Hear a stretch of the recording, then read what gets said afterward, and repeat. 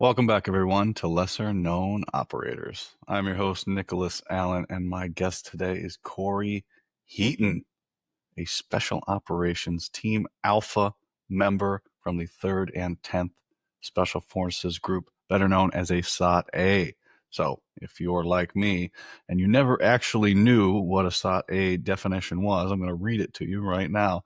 A SOT-A is a signals intelligence electronic warfare element of the United States Army Special Forces. They are low-level SIGINT collection teams that intercept and report operational and technical information derived from tactical threat communications through prescribed communications paths. So now you know. Korey is now a bladesmith in western Wisconsin, not too far from where I'm at. Makes custom knives and tomahawks for elite pursuits. I'll have links to his socials in the show description. Today's episode is brought to you by the Precision Wellness Group and Dr. Taylor Bosley. Precision Wellness Group helps you restore balance, unlock vitality through bioidentical hormone therapy and evidence-based, personalized telemedicine. Dr. Taylor Bosley is a board-certified physician, an emergency medicine physician, a U.S. Army veteran, and a former Green Beret. So what does all that mean? Since Dr. Taylor Bosley is an actual doctor who can prescribe you actual medicine, he knows how best to treat what you're going through. HRT, TRT, testosterone replacement therapy. There's a lot of information out there from a lot of bad actors, but Dr. Taylor Bosley has the shared background. He knows where you've been, where you want to go, and how to get there. And he's an actual doctor. So if this is something that you've been thinking about for a long time or just looking into now, look no further than the Precision Wellness Group. I will have links to their website and socials, along with Korey Heaton, bladesmith, in the show description. I do appreciate you guys. Please remember to like, subscribe, share, comment. Most important part, like and subscribe. Thank you guys for listening and enjoy the show. Korey Heaton, welcome to Lesser Known Operators, man. Thanks for coming on. Thank you. Thanks for having me. Absolutely, man. As you said earlier before we started recording, the sparseness or the lightly peppering of any special operations guys here in Wisconsin is interesting to me. So even though you're what 3.5, 4 hours from my house, you're still technically in Wisconsin. So it's good to meet you and bring you on and expand my Wisconsin network just a little bit. Likewise. Yeah, man. But you're out. People say you're like, "Where? Oh, you're in Wisconsin. It's beautiful there." I said, "No, I'm kind of in the boring part. Like I'm in the close to Milwaukee, and just kind of houses everywhere. But you're in the real Wisconsin part, right? There's animals and trees and rivers out there, right? Oh, yeah. So I'm situated in what's known as the driftless area, an area of our country that's never been touched by glaciers. So my backyard is thousands and thousands of years old, untouched. It's bluff country, lots of deep, uh, little valleys tucked away. You can get lost all day long. Very much like Appalachia. And it's surprising that it exists here where it does. It was an anomaly, and when I found a little farm out here, I jumped on it. Driftless. So that's where the Driftless Glen and all that other stuff, those names come from, and the whiskey and things like that, right? Yep, that's it. Well, that explains a few things that I just never had the time to Google. But yeah, I was telling you earlier, there's so many places in the country that are beautiful, but everybody gets pulled in by looking at the cities and everything that's going on there. And there's just so much more out there if you start driving across the country and seeing all the beautiful places that are out there. Yeah, 100%. And I think out here, I'm in Buffalo County. It's really known for two things. There's more cows than people, and it's the best trophy whitetail hunting in the country. I mean, that's not a bad thing, right? Yeah. Yeah. But why did you pick Wisconsin overall? Are you from here, or just you threw a dart at a map when you got out? I'm actually from Michigan, so it's not too far off. And I had a list of retirement criteria, like locations, and Wisconsin has great veteran benefits. and that was probably the primary. And then some of the properties, I was more of an up north in the woods guy versus a farmer. Um, but just finding what I wanted wasn't wasn't working out. So I was in Colorado during COVID, during the lockdowns, and I retired that final year in 2020. So we got to feel the worst of the lockdown situation, and just didn't want to put myself in that position again. So I wanted somewhere where I could take care of myself, and someplace where the politics were more aligned with my family, and this was a perfect location. Yeah, I remember, when everybody's first getting locked down and everybody's reaching out to people they haven't talked to in a long time on social media. And there's posts came up like, "How are the lockdowns by you?" And I jump in the comments. It's like, "Oh, I'm in Wisconsin and we haven't even heard of COVID here." What were things like when you were getting out? Because you said um, out of Colorado Springs, right? When you got out, how were they at that time when you were getting out? So when I retired, my final retirement process took place during the shutdown. So I had my retirement was that Irish exit where nobody had seen me for 6 months anyways, and then I was coming around to get paperwork signed and out the door. And it was smooth. It's what I wanted at the time for sure. The Yeah, it's interesting, the whole lockdown thing, and different areas of the country. Was it was things closed up where you were at, and So or how was yeah, it? so what they did was they determined who was high risk or who was essential personnel, and anybody else just stayed home, just to not spread anything. So most of us all did the group chat thing for at least 4 months before people started rotating back into work. Okay, and I've had some other people. So, but you got out before the vaccine mandate, and I've talked to a couple other people that actually got out because of it. They were forced out and things like that. But you were out before that time. So you're getting out Colorado Springs, and moved back to Wisconsin. Was it a big? How was that switch of things coming home, coming to Wisconsin, and now There you're was a because lot. it's still There was an awful COVID. lot going on at the time. Yeah. Um, so I actually retired. My final out was like 1 October of 20.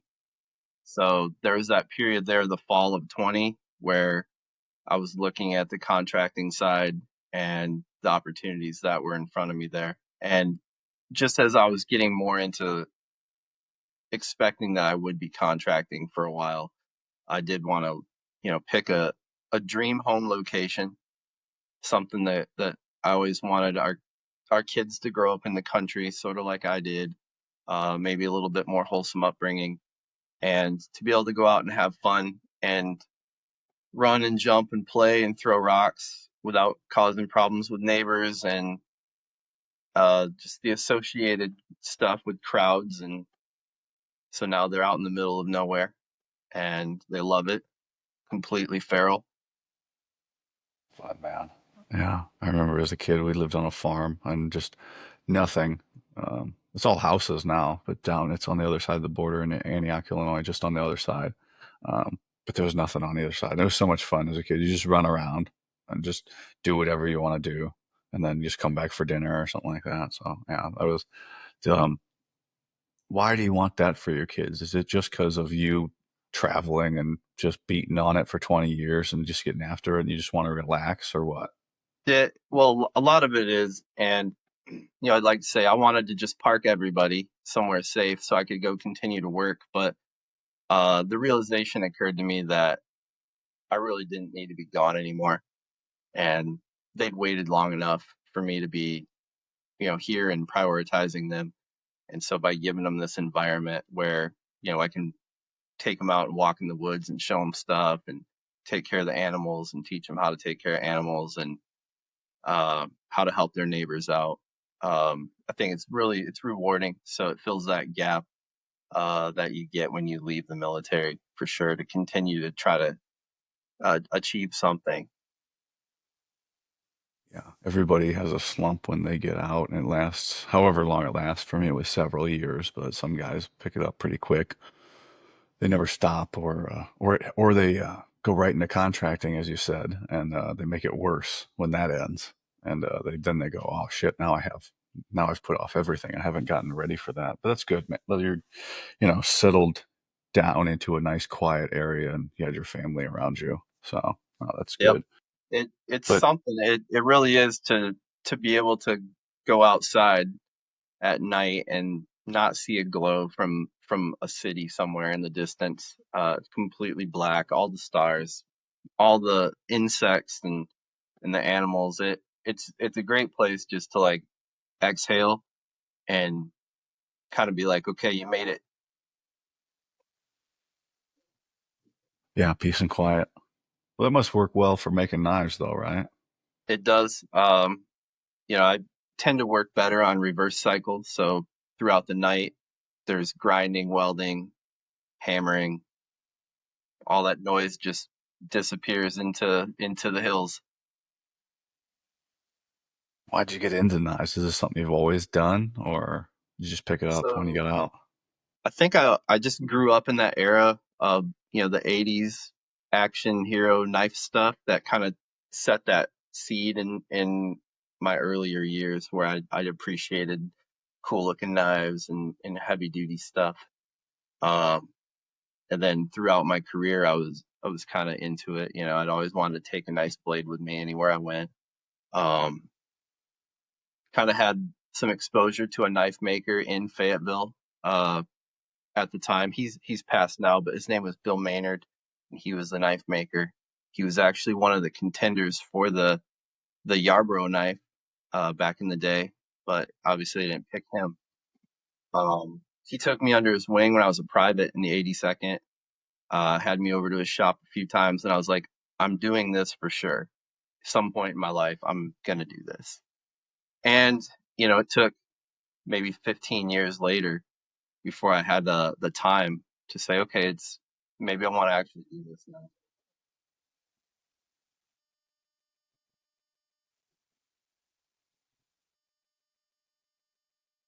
It's good to have somebody that shows you the right way the first time when you're doing those sorts of things.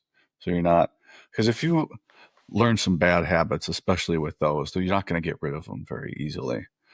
But and so you're in Fayetteville and you got this, I assume, master bladesmith teaching you how to do things. How did you fall into that situation? Uh, okay, so if you've been, well, you have in Fayetteville. There's the gun and knife show is an event you just can't miss. So I ran into this old timer at the table at the gun and knife show and just started chatting him up, and he ended up giving me some lore about Nick Rowe and Dan Pitzer, some of these old Sear guys, and how he was developing a knife for the Sear school that was going to be given out to the honor grad. And this is just a conversation at a table. Um, Sparked my interest, just his connection um, to the military, and that was pretty impressive to me as a young guy. Um, so I wanted to be a part of that. Kind of was really interested in right away and wanting to be able to make a knife at some point, even just for myself, and just going into that shop and kind of hearing what the machines were, uh, kind of a step by step process. I mean, I bought several knives from the guy, but he loved having me come into his shop. But any kind of questions I had about the process, it opened my eyes to how much actually went into it. It wasn't necessarily as simple as something you could do in your backyard, even though it can be.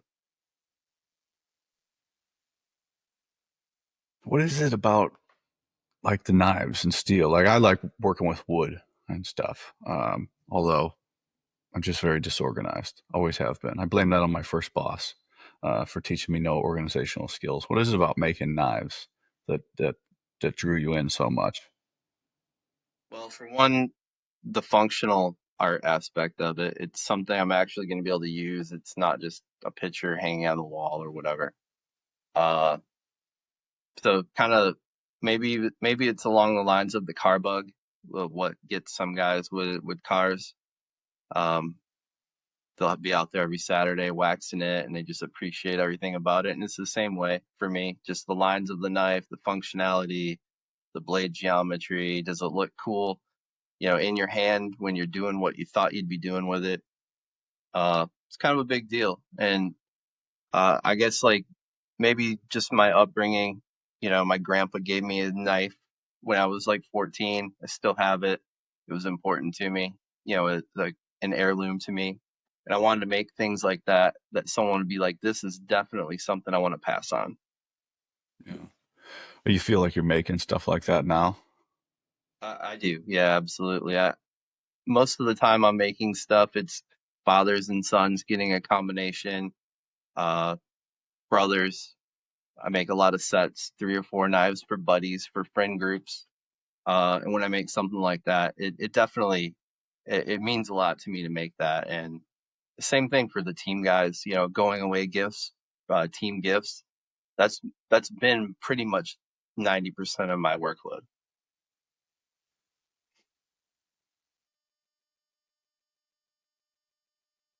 What, like most of all, you watch what's that show, Forged in Fire? How do you feel when you watch that show? Because I watch it and I go, okay, yeah, I still, because you get this false um, feeling that you know something after watching a bunch of episodes. Like oh, I can't believe they're welding that first before peeling this off or something like that. Right. How do you feel watching a show like that, knowing what you know, actual Well, knowledge? s- scripted television. I actually have a couple good friends that were contestants on the show. Um, and like all entertainment, there's an end state that they're trying to get to. A lot of those tests that they do, though, for those knives are similar to a test that you can do to join a society, a bladesmith society. So there are gates you can actually attain to reach your levels, and some of those tests that are on the show are straight out of the tests for the certifications. Yeah. Do you watch something like that and go, "What the fuck are you doing?" Anytime? It's one of those things that's at the time frame that I started actually making the knives, the show was just getting popular. So a lot of people just were like, oh, you saw that show and started doing it, huh? And I was like, I've been studying this for years, waiting for the opportunity to start. But seeing that show kind of it brought it to reality because I learned a little bit along the way, watching some of them people, and there's a lot of talent on there. So um, it's good entertainment, Cheetos for the brain. Yeah. Oh, that's fun. Um, I watch it. Look up people. So the guy that's hosting it now is a Green Beret, but before it was Will Willis and things like that. And Yep. the stuff he said when he got off the show, I was like, yeah, I can see that. Yeah, yeah, I can see that happening with the hosts and stuff like that, or the judges. But oh man, that's fun. Like, so what's your favorite type of like project to get into? Your favorite type of knife to make? You got to have something. Um, you know, they're all special to me because Yeah, the type of customer that I have I get guys that'll reach out to me who just saw me by happenstance, and they'll explain what they want, a certain color theme to it and why. And I'm like, okay, I got a slight vision of what you want, and now I'm gonna go ahead and apply my craft to it. And then when I send them a picture of it, and they're just like, wow, man, I didn't expect that. Like every time I get that, every time somebody's like blown away, that for me, that's it.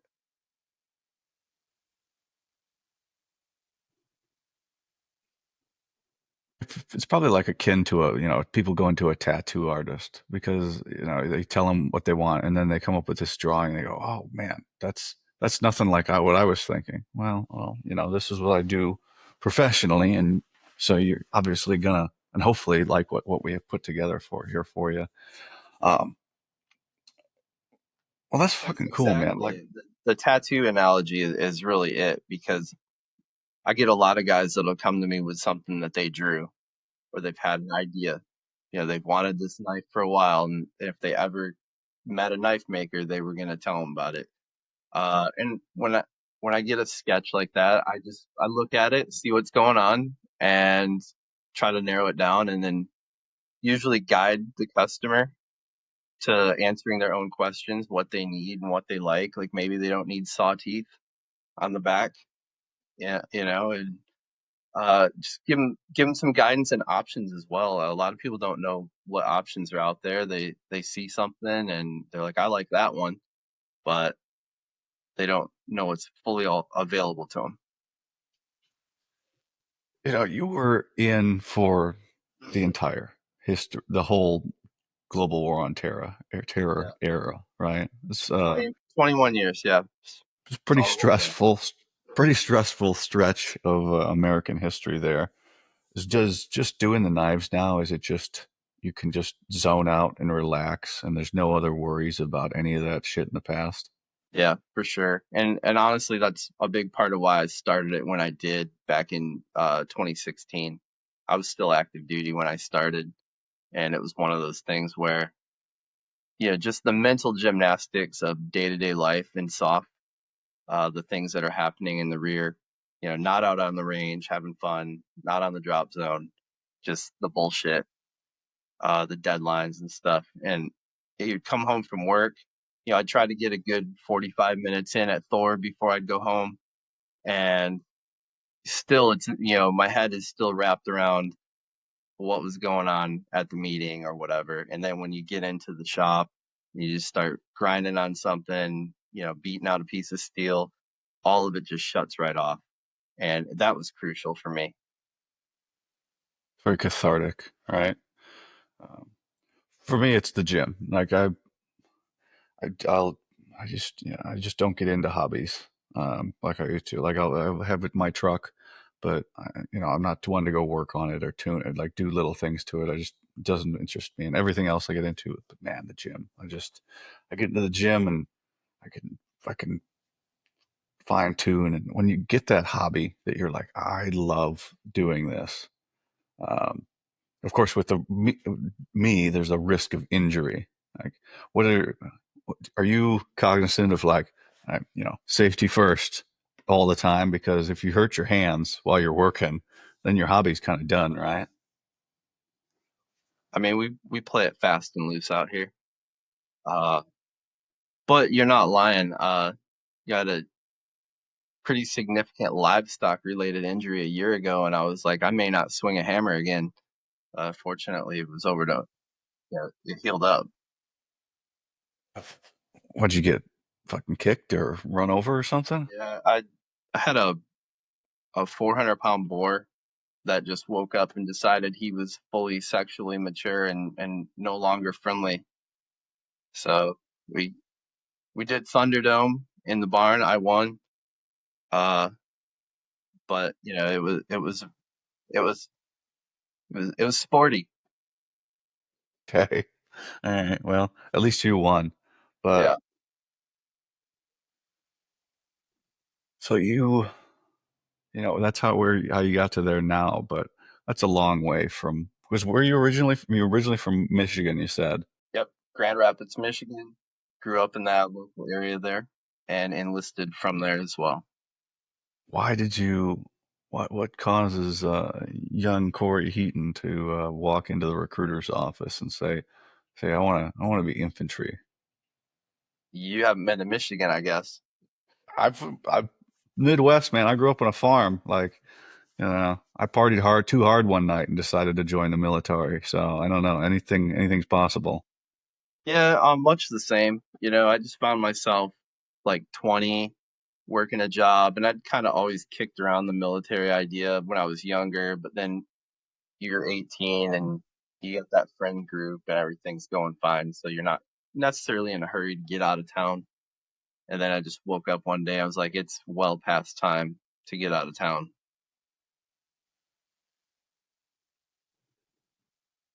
What uh, what did the recruiter have to say to you when you walked in there? Or did you already know? Man, I was that recruiter's wet dream. Okay. I said, airborne ranger, Obviously. jump out of airplanes and break stuff, the whole bit. And he showed me the video, and like he didn't even have to try. There was no money involved, no bonus needed to be spoken of. It was just sign here for unassigned airborne, and we made it happen. So not a RIP contract, just unassigned airborne. Yeah. Yep. Yep. And this is pre 9/11 still, and you know, it was actually still pretty difficult to get a lot of things that you wanted. You still had to earn them after you'd been in for a while. There were no RIP contracts offered to this guy. Um, but I was able to get a 3-year enlistment, so I thought, well, that's not too bad. It's better than 4 if I don't like it. It's a whole lot better than four, especially when you get in and you realize, oh my God, what the fuck did I do? Yeah. Um, so this is what, 1999? Yeah, this is fall of '99. I went to Fort Benning. Yeah. Fort Benning School for Boys. How was that? Honestly, I'd been waiting my whole life for that. It was a blast. And even like the hardest thing that I may have thought I did in basic training was just, a blur of like summer camp at this point in my life. I don't have any bad memories of it. It was very just something I had to go through. Uh, not terribly eventful. Great Yeah, memories. I mine's was dumb. Like I tell people I didn't even have basic training because I went through basic in 11, and they weren't even allowed to fuck with us. The only time I've ever been smoked was at selection twice. The two times I went at log and rifle PT. Basic was such a joke by the time I went to it. I don't know if it was a joke for everybody, but I was quite disappointed. Um, and that it was just this building disappointment for me too. Like when I went to basic, I was like, "What the fuck is this?" And I got to AIT, and it was worse. It was even less professional somehow. And then I get to my unit, and they're totally fucked up. Like I was like, I got to get the fuck out of here. So I went right to selection. What was it like for you? Because I mean, was the vision that you had in your head when you got to basic and AIT exactly what it was, or was it less or more? You know, I think in a way I felt like uh for me the end state was still kind of unclear. I didn't know what day-to-day life looked like in the army. It didn't register that there was people who had families and they went home at the end of the day. I just thought that we'd be sitting around in our open bay, you know, cleaning our rifles, you know, 12 hours a day. I had no clue what it would actually translate to, all the hard work and getting there. So, um, when and I was in E1, started from the bottom. You know, I'm asking a lot of questions and just trying to remember everything at this point. So just getting through basic and then the airborne school portion was like your first taste of meeting other people in the army that weren't your drill sergeants. Yeah. So, now I've got like lieutenants in my stick and Marines, and you're just like watching other people in the military and you're like, okay, wait a minute, maybe it's not so high strung. I can be normal, I can be a normal person and still have my personality and still do the job. Yeah, it's yeah, you kind of think what like is this it? We live in these bays and we just all eat chow together and you're all this just big happy family and then you get Yeah. to your unit and what was it 82nd first for you? Yep. I went straight to the 82nd. I was assigned to 2 Panther, which is 2nd Battalion, 505th Parachute Infantry Regiment. And when you walk into a unit like that, that's got a lot of World War II lineage, and uh, the the pride is very strong. It is. It's still like it has been and always probably will be. Like I watch a couple of the other Instagram pages of life in the 82nd and it's all 82nd all the time and they are all about it and that's all that matters. I'm like, well, good for you guys. um, as long as you're listening to lesser known operators, I appreciate you guys, thank you. um, but yeah, I did not have that feeling. So how are you, you got your vision and then you walk in there, and how are things changing? Because now you're going to live in the barracks, and it's pre 9/11, so that's there's not a really whole hell of a lot going on except keeping good order and discipline and being ready for what's coming up, right? Yeah, so I would say the only thing that there is to do as a private in the 82nd is assimilate as fast as possible to the conditions that you're in.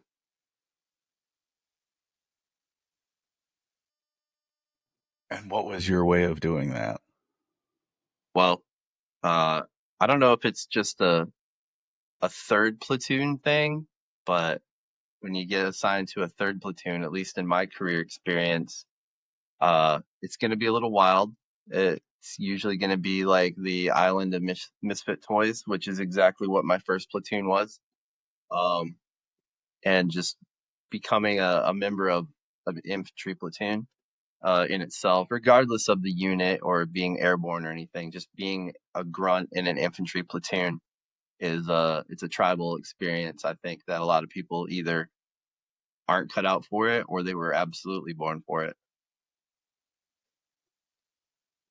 So what's your like perspective of how things of what you're doing now that you get there and you're like, oh, okay, this is everyday life. What do you feel that you're doing or accomplishing now? It was interesting to me, that concept of being the football team that always prepares for the Super Bowl but doesn't get called.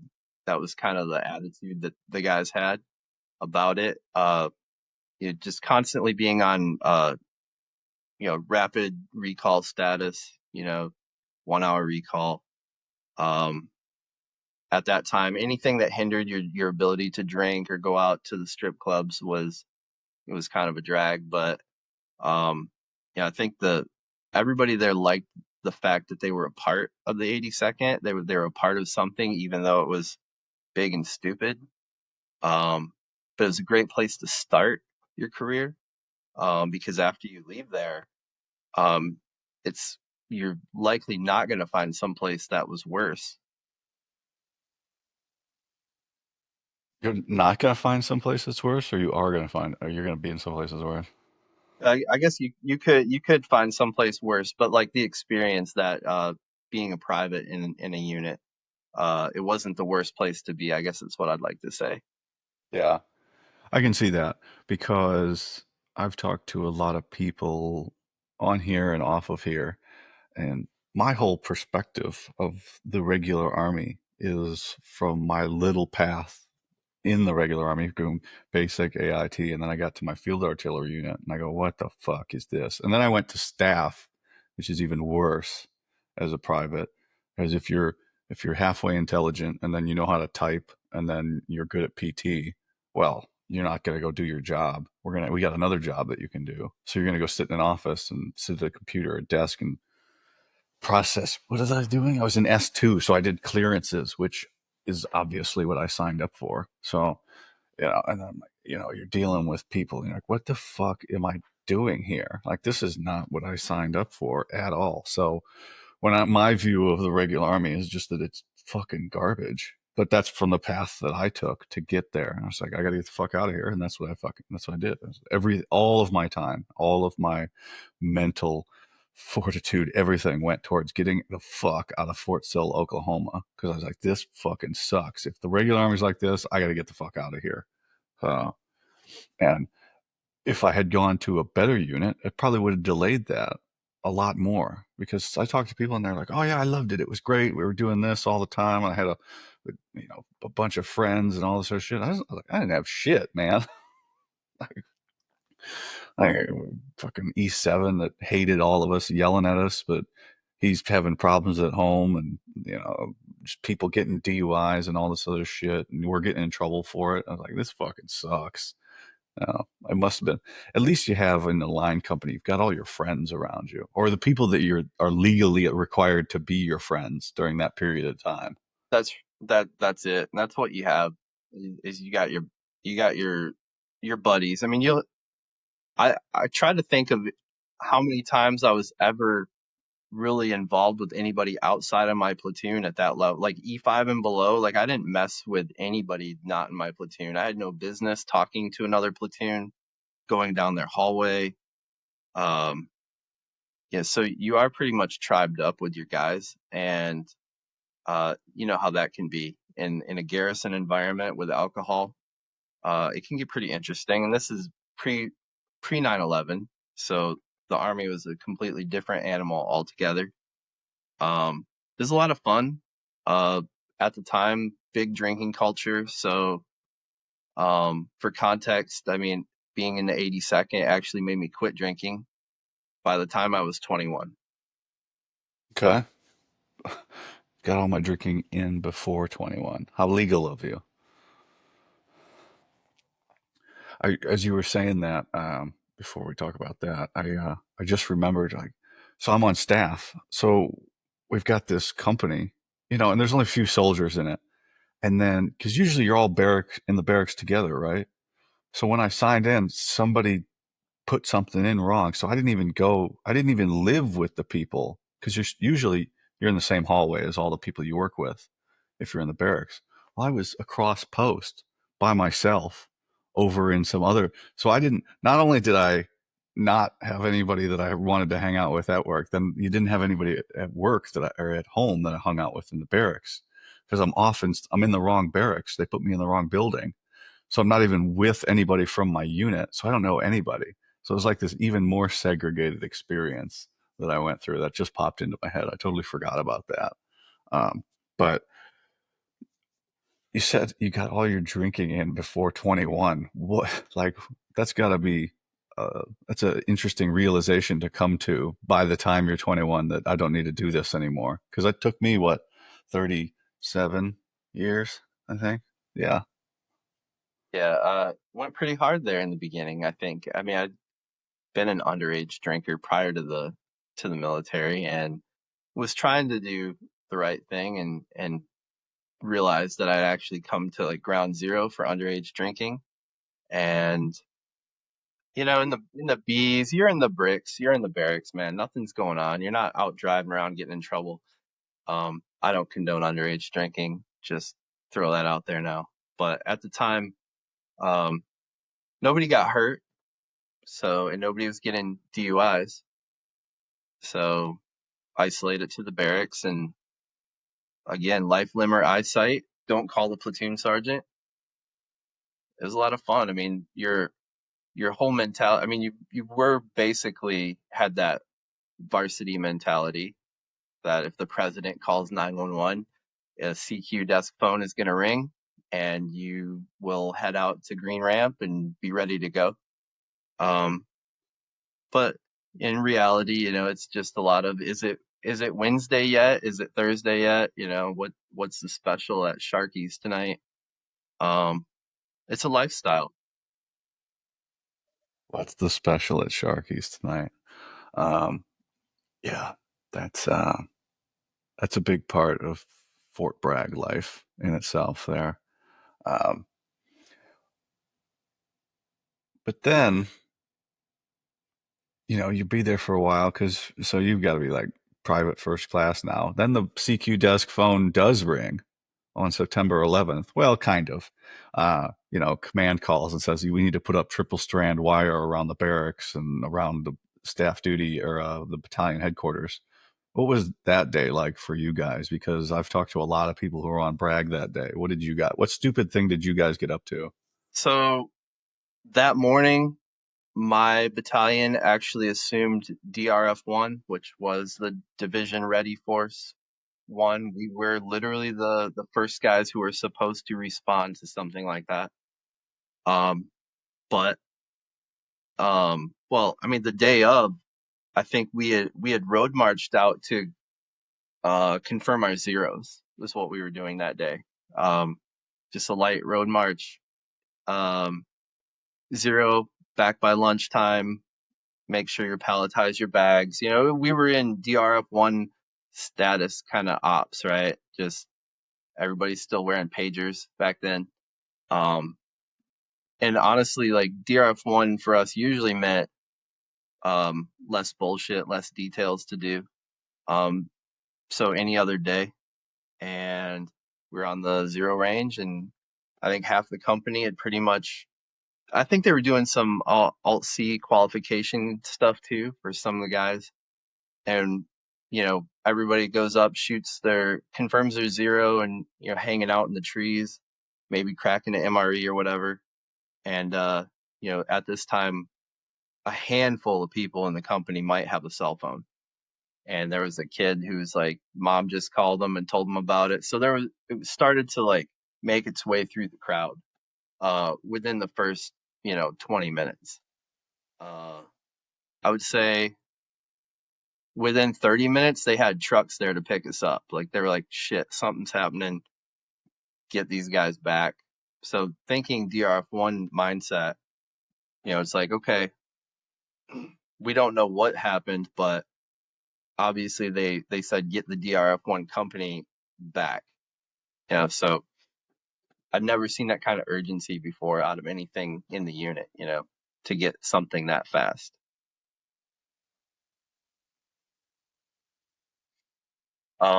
I think we got back to the barracks just about 5 minutes before the second plane hit.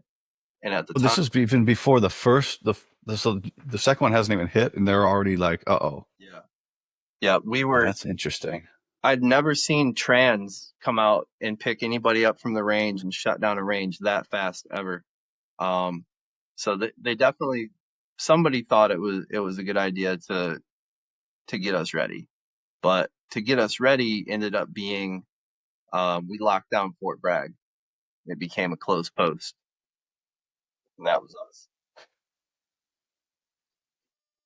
think I think you're 7 or 8 different person of that was on Bragg in different positions, like guys in the language school or guys getting ready to graduate, waiting for orders and all this other stuff. I had one guy on here. I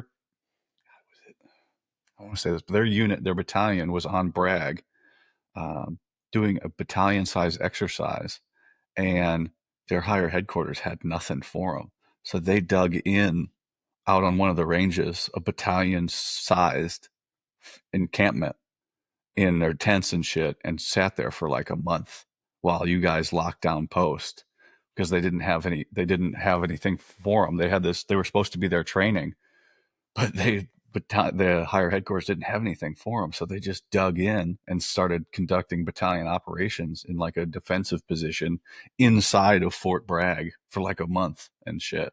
So because before this, it's all an open post and nobody knows what the fuck's going on. Yeah. So And I mean, you could have, you're at the lowest level and they're not telling you shit. yeah, it's an interesting time to be at Fort Bragg back then. So you're right. You could drive completely on post as a civilian. You could go anywhere. I mean, you could basically there was only a couple places on Bragg that you're not going to get access to as a civilian pre 9/11. Um, and just that impact of closing that post down that it appeared to have on the local population was pretty crazy. We weren't ready to start those kind of the force protection gate guard roles. That was something we had maybe 45-minute block of instruction on professionalism and just general operations. So they would take an infantry squad, basically like an E6 and a squad, and just dumping them at like key intersections. And at the time, Bragg Boulevard, I think every road that came off of Bragg Boulevard went straight into post. So every one of those little roads had a squad of guys sitting at it. And you guys are, you have real rounds now, right? Um, I think maybe we had one live mag, and it had to be stowed in your pouch with like red tape over the top, right? Like all the control measures to getting that live round in the chamber were ridiculous. But I mean, honestly, we didn't have any kind of uh expectation that we were going to make some sort of a stand at the intersection by the old PX or whatever. There's no ROE brief for you guys. Well, there was, but like honestly, it was what they did was they went to the full threat level, which meant 100% vehicle search. So I mean, it was just one car after the next, uh, for 16 hours a day, usually just searching cars. That's all we did. Um, Not much you could have done. I mean, there was speculation, that we were Fort Bragg was next and all this stuff, but in honesty, I just got really good at being polite to people that were pissed off and while I searched their car, and um, yeah, it was an experience for sure, but it was disheartening to be in the 82nd on DRF1 on 9/11 and watch like the 10th Mountain Division roll out to war. Yeah. Yeah. What's the platoon sergeant or even the first sergeant saying to you guys at this point, or is he just like suck it up? Man, you just brought up the platoon sergeant. This is one of the most important parts, right? So I had a great platoon sergeant. Actually, owe the fact that I'm even alive as a soldier after 20 years of war, owe everything to this guy's leadership in that first platoon that I was in.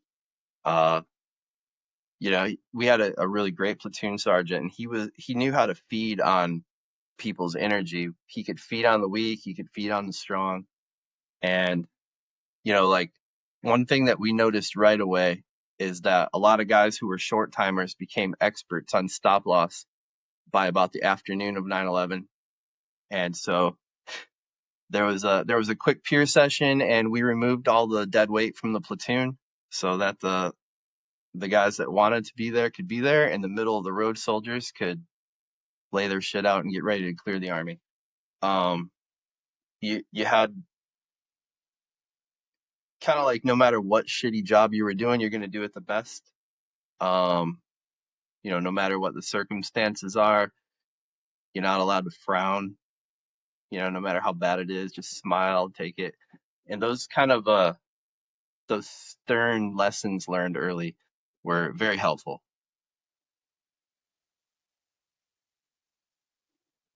That's interesting. Like, how long's this guy been in at this point? Um, well, he was a rather new E7. Um, had just come off the trail. I'd say he's probably got 8 years, 9 years maybe at this point. Okay, Pretty so high just speed. after Desert Storm. Yeah, pretty high speed guy. He spent most of his time in LRS detachments through the 90s. Solid, Danger Ranger. Uh, One of those guys that you just look up to. That's as an infantry private, that's absolutely the guy you want to look up to. Very high speed, and he ran the platoon the way that I feel like the platoon was. They're meant to be run that way. Uh, with that high standard, where I mean, if you had a bad day on the platoon, you were ostracized by everybody, but the next day you earned it back, and then you just hope that you were better than somebody else that day. So it's always competitive. You were always being watched, and you know, little things, uh, little things that you feel like in the regular army, uh, like getting a 3-day pass. You know, and in some units you can just sign up for it and get it, but yeah, you might have to go through like an E3 board or something to get these kind of rewards. But it just pushed you to be better than the next guy, and really ultimately, setting that early was super important for me. You think he got to be that way from having good leadership that he looked up to, or having bad leadership that he said, I don't want to be like that? Uh, I definitely would say that through guys like him, you're reaching back into the good leadership of those eras that are bygone. Um, I felt like at times I didn't necessarily, understand the constant pressure. Uh, but obviously, after the fact, you look back and you're like, oh, it was nothing. Um, but at the time, it was dog eat dog, and that's meant. I think that his intent there was well served. I think four or five, say 5 guys out of the platoon ended up being Green Berets. and two of them ended up in behind the fence. So a good platoon, a good solid leader, and um, yeah, just that example. Like he lived it all the time too. We'd come back from the bar at like 2 o'clock in the morning on a Friday night, and you see the light on in this guy's office. You're like, shit, what's he doing here? And he's in there just like reading a Ranger Joe's catalog. This guy's like a soldier, 24/7. Just waiting for his guys to come back from the bar so he can see what's up. He's just like present, you know. That remind we right before I went to selection, we got this new first sergeant, um, First Sergeant Spivey, very intense, right? Uh, just squared away, just looked good in uniform, looked good in front of the formation, spoke well, just everything, right? And I'm off doing my own thing. Nobody fucks with me at this point because I think I've been selected or something like that. And somebody's telling a story, and they're like, "Yeah, we we came to his, came by his office or where he was, and the dude is watching like instructional videos, like in his free time. Like we're not, it's like a weekend or something, and he's just sitting there like this, like watching a video on disassembly and reassembly of a M9 pistol or something like that. Just watching it like it's the most important thing. And everybody else is kind of having a good time. It's like that kind of guy, right? You're just completely bought in on the lifestyle. I feel like that's not a recipe for success on the outside, though. When you're so bought in to this, they're like, you're going to have a tough time letting the army go when the army's done with you. I don't know how you feel about that. Uh, well, I think that it depends on what flavor of army you're in at that point. Uh, because obviously, I did half my career on the line in the infantry before I went to SOF, and I knew that grass was going to be greener on the other side. It just took me forever to get there. Uh, but then and it was its own animal. Um, I just think that the it's been a genuine experience. I mean, you can't expect them all to be good. I'm sure you can. You'll be disappointed a lot, though. Exactly. So I mean, I think that the little monikers like embrace the suck, like all these things were lifestyle things before they became pop culture sayings. Uh, yeah, I just remember like being on a live fire range out like at a trench line, and it's like freezing rain, it's blowing in sideways, and I put my neck gaiter on, and I remember like looking over and the platoon sergeant side eyeing me like disappointed, and he's like, "What are you gonna put on when it's really cold?" And I kind of always carried that mentality with me. I was like, man, it's too soon to put on the gloves, man. It's too soon to put my hands in my pocket. It's too soon to break out the beanie. And like I kind of always perpetuated that like I need to wait until I see three or four other people get cold enough to put that shit on before I get it out, because I don't want to be that first guy that was digging in their ruck, pulling out their snivel gear. And like those little micro judgments uh are kind of like what shaped me personally. I don't know, they could have completely missed other people, but those little things stuck with me. I mean, I'm telling you about them now 20 years later. Yeah. I hadn't even, I thought about that stuff of like, no, you can't put on your snivel gear and stuff like that because I left so soon to get away from like that stuff, that attitude of, showing up to morning PT, and the one guy who should not have even gotten into the military because it couldn't dress himself would like forget his top, like his PT top, the cold weather one. And so nobody got one, right? You couldn't have one. Instead of chattering this dickhead out of the army because he can't dress himself, we're going to punish everybody else. It's kind of that attitude, but it's not the same thing, right? There's difference between tough and like mass punishment sort of things. I lumped them all together. I said I don't want to be anywhere near and these people that have this ability to make these decisions. And then I talked to a guy the other day who was at OTC, and he goes, "Yeah, like they give you a packing list, and it's very minimal, and they tell you to if you want supplements or you want extra food, bring whatever the fuck you want to bring. Like you're an adult, figure it out. Like we've only got this list of things we're going to test you on. You fucking figure the rest of it out. You're an adult. So that's the two extremes, right? Of, on the line in the infantry, and you're looking at each other in this communist sort of judgment zone of like, oh, hey, he putting on his neck gaiter. What a piece of shit. We should report. We should tell first sergeant to, hey, fucking figure it out, guys. You're an adult. So I try to lean more of that way, but I understand, right? But there's different expectations from different units, and you kind of need that all woven together at certain levels of, hey, when I tell you to jump, you better jump, sort of thing. Not, hey, you have to figure out when to jump, how to jump, who to jump with, what to bring, and all that other stuff by yourself. So I get it. I see it from both sides now, but I only see that now, Yeah. right? Now that I'm It out, I takes a can, while. yeah, the necessity for both sides of the spectrum, and then everything else in between, Yeah, to and have a well-rounded force. I would like to think that because of the way it was and in the time period that it took place in, yeah, it was pretty normal to have hazing if if you care about that stuff. Like it was fun to be fucked with.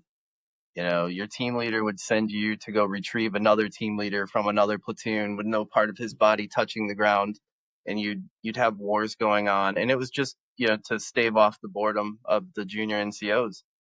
But like what they were really doing is just kind of like getting to know you and learn your personality. And you see that there's always that guy that can't handle doing like 25 push-ups that he didn't really earn. He has to say something, has to get pissed that he's getting smoked, and they can't emotionally take it. And then you just smile and just let them pile it onto you.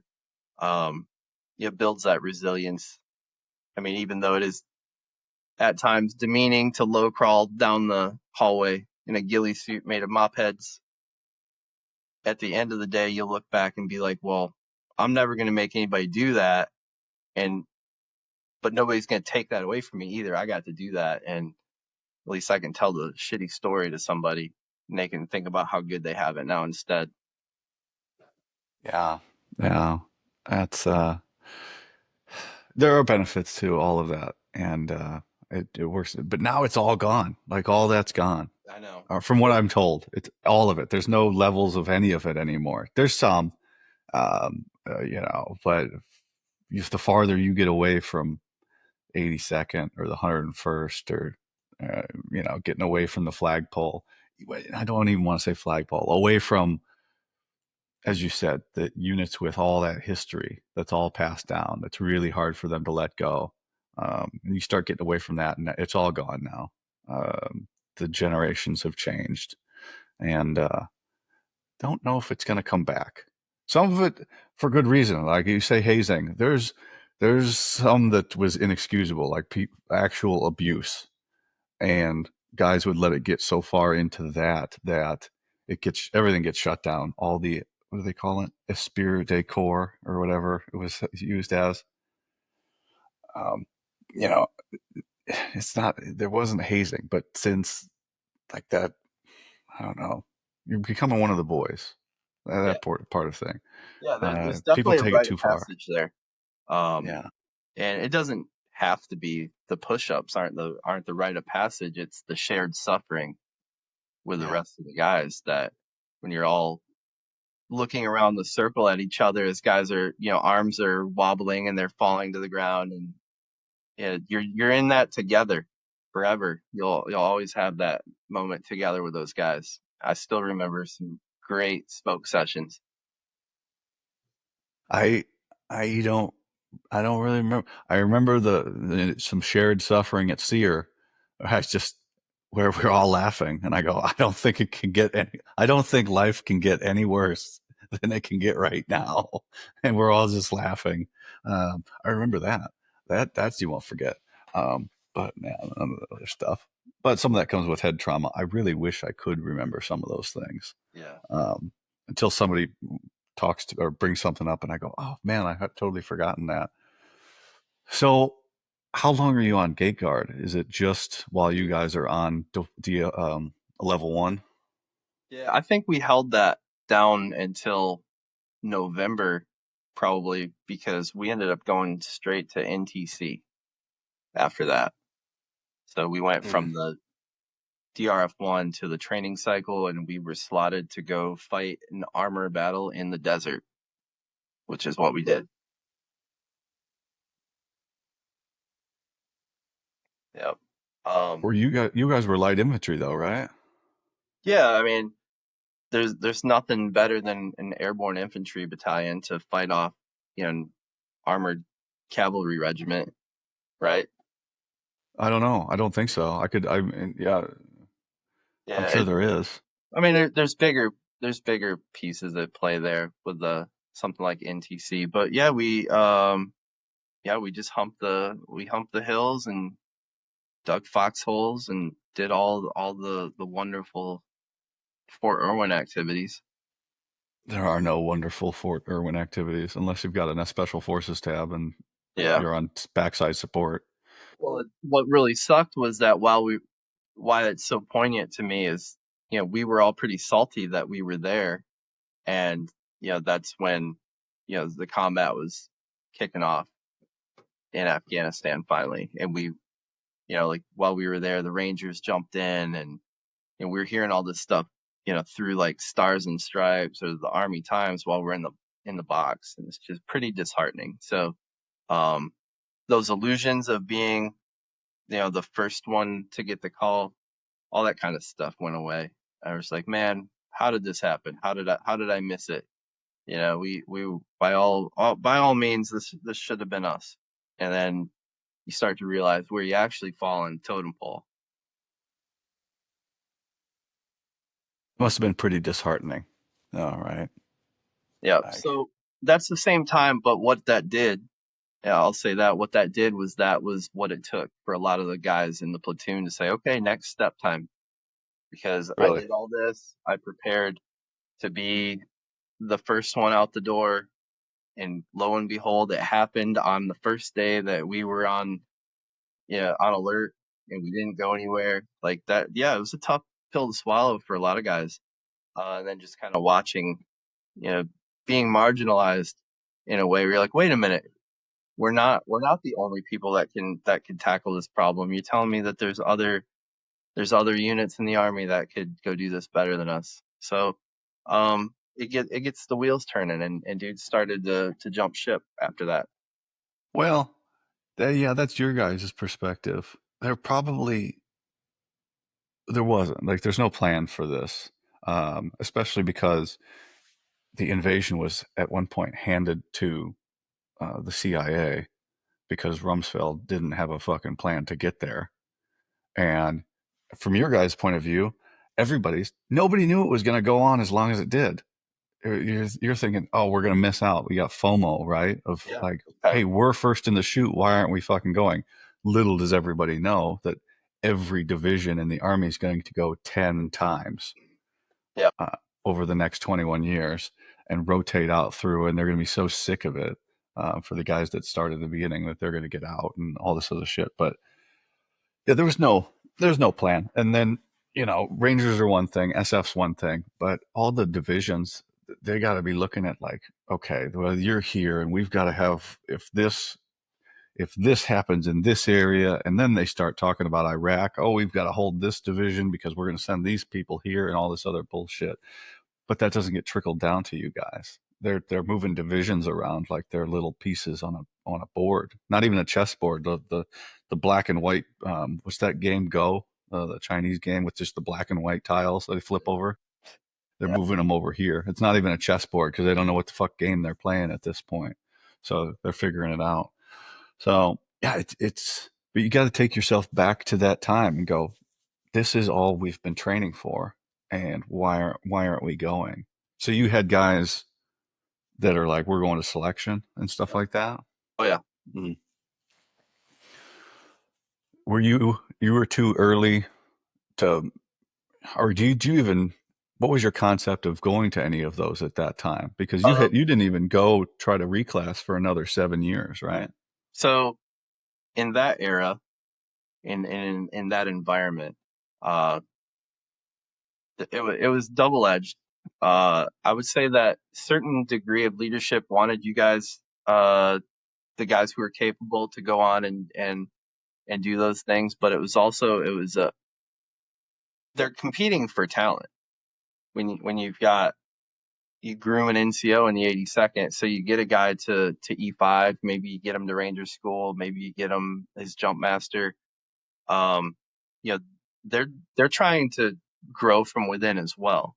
So when they lose those guys, it's not well received, and so often it was one of those things like it's a bridge that's going to be burned if you even attempted to go do something better. Um, Whether or not you were fully capable or not, it was seen at times as disloyal. Um, and I'd seen a lot of in other places, not the 82nd, where uh, you know senior leadership has held grudges on guys who went and didn't make it and came back. And you're like, oh well, we told you you wouldn't make it, so now you're going to go sit and staff and lick your wounds, as punishment for being disloyal. Yeah, that's really too bad, right? Yeah. Um, because well, 80 seconds is the closest you can get to group, really. Um, it's the, and it's the only one where you don't have to go. Is one of the only units you don't have to go TDY to go to selection. You just go to selection from your unit over to McCall, and then you come back. Like it's a mission, really, everywhere else. If you're not on Fort Bragg, you have to get plane tickets, and you got to get this, and you got to sign in and get your gear and all this other bullshit. It's a mission, right? And then it's just a there and back thing from the 82nd, and the most people also go from the 82nd because it's so easy. So you guys have the most people going and failing and coming back. So leadership's got to be tired of it also, from trying to have to play this game against them because it's such an easy.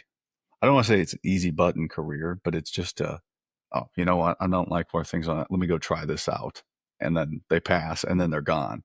To whereas it's more of a big decision from any other base, bigger undertaking. So the 82nd does have the most people saying, ah, fuck this place.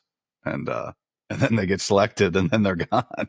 Yeah, it's definitely not the unit you wanna be in to go somewhere and fail and come back for sure.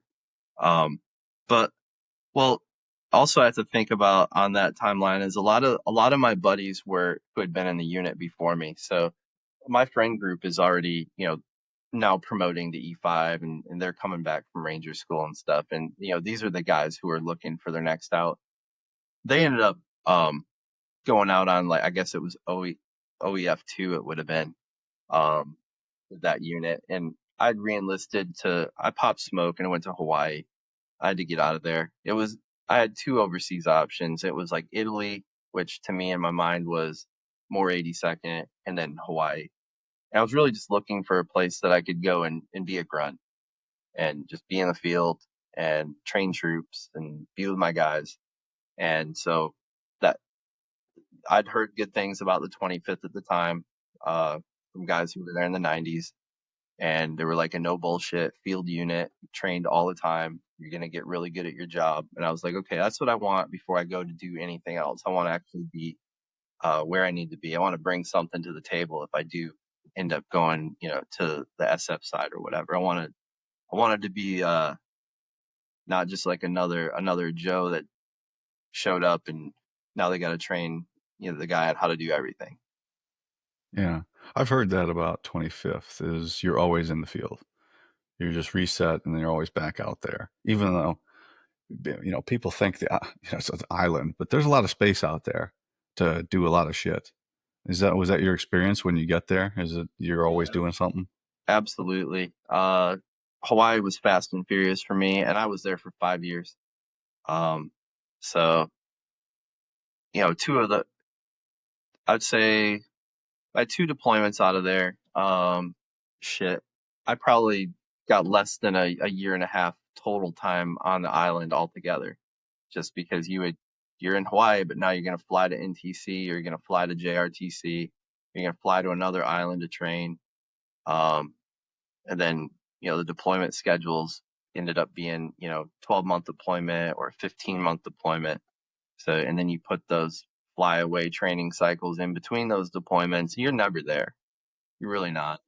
Um, only like the only time I truly got to enjoy Hawaii is if it was, uh, as it should be enjoyed was like that 30 days I got as I was PCSing out of there. I think that was the most chill time I had. So what's your perspective now? Like you've got 80 seconds, one thing, you go over to 25th, that's another. What's your perspective of what you're actually in the military for and accomplishing it at this time? Uh, it really made sense at that point because when I showed up in Hawaii, I didn't know the deployment schedule, but they're like everybody's deploying and it's going to be soon. So I was like, okay, so I'm not going to miss out. Um, and there was deliberation whether we were going to, because I'm showing up in Hawaii as we're invading Iraq now. So I'm definitely going somewhere. I just don't know where yet. But I feel like coming from the 82nd, I feel like I have a good grasp on my job as a fire team leader, and I'm ready to just hit the ground running when I get there. But um, I instantly realize I'm not in the same army anymore. What do you mean? So the standard that I'd been raised on in the 82nd, it just wasn't the same standard that the rest of that the 25th had at the time, at least the first battalion that I went to. It was a little bit like I would say it was maybe 10 years behind the 82nd tactically. Um, we're talking about dudes are still taking their optics and their lasers off their weapons when they turn them back into the arms room, which is something that had already been out of practice when I showed up at the 82nd. All my shit stayed on my weapon. Uh, just little things like that. Um, Obviously, like the gear and the budget, those are the things that stuck out. But it did seem like most people had uh, went to Hawaii looking for a good time, and then when it was like, hey, it's go time, let's train, the appetite wasn't there. Hmm. Do you think that's a geographical thing? Or, Uh, could be, but at the same time, I think that it was in large a part of senior NCOs at the time, who were maybe doing their last tour or in the twilight of their career, found themselves in Hawaii, and they wanted to adjust the tempo of the way that the army ran based on their retirement demands. Um, so it really fell on E5s and E6s to kind of hold it down and prep this new batch of guys, and be able to take them to combat. so you make sergeant now, right? Yeah, I made sergeant on the way out the door, the 82nd. So I'm still a pretty cherry E5 rolling into Hawaii with a huge chip on my shoulder. Yeah, chip on your shoulder comes from the 82nd. And then you, whether for right or for wrong, you're viewing their tactics as fucked up. How was your attitude at this point then? It was very challenging to not, be vocal and unprofessional. No, it's not the guys. And that was something I realized right away. It wasn't the Joes. It was just that was my first experience with other NCOs that weren't like from the same place as me. And I mean, and I guess somebody from Ranger Regiment's going to have the exact same correlation to a guy in the 82nd. It's night and day. Each time you go down the line, it's a huge difference. Um, I just like there was a lot less stress. Not having to worry about 18-hour sequence and the parachute aspect and the whole breaking your legs on impact, like that was gone. Now I just need to worry about humping this rucksack over this hill. And I mean that for in that aspect it was great. It's like I don't have to worry about jump master duties or anything like that and just be a grunt. And I really did. I focused. I reined in and just tried to be a really, I was trying to work my way up and become a squad leader, and I was just always studying the tactics and learning from the guys around me, uh, running the guys through battle drills all day long, out in front of the unit, out in the grass. Uh, Budget wasn't too great. Land use wasn't too great. So you just did what you could with what you had. And thankfully, I'd been taught early on, how to make that happen and what right looked like when you did it. Well, that's good though, right? You got to make do with what you have and get it all to work. Like, doing drills out in front of the company area, it feels stupid. It just does when you're out there. Because for us, it was all the battalions were in a horseshoe on Sill, and you had to do sergeant's time training, Yeah. and so all it seemed like all the windows were looking at you in this one field where you'd play football at, and you're out there doing a battle drill. And I just remember the only two infantry guys we had were out there. One was had he had a scroll deployment patch, uh, but he didn't have a ranger tab, and so he's out there trying to teach us infantry tactics. And there's another guy who was 82nd who had to reclass because of injuries, and we're trying to do infantry tactic drills, and they're both yelling at each other because they have different ways of teaching different tactics. Well, no, we would do this. No, we would do this. And finally, we're all the privates like, well, what the fuck are we doing out here? And you just feel weird out in front of the company area because people are walking by looking at you like, what the fuck are you guys doing? Um, it's interesting. You gotta just do that shit. You gotta get used to all the weird shit because if you don't have a range or you don't have the training area to do it, you're gonna have to learn it somehow. You're gonna have to get shit done and just make it work. So good on you for that. But you know, wh- how how long were you in Hawaii? You said you did two deployments out of there. Yeah. So total 5 years in Hawaii. Um, Yeah, it was, yeah, just five on the nose. But again, like I said, I was barely ever on the island.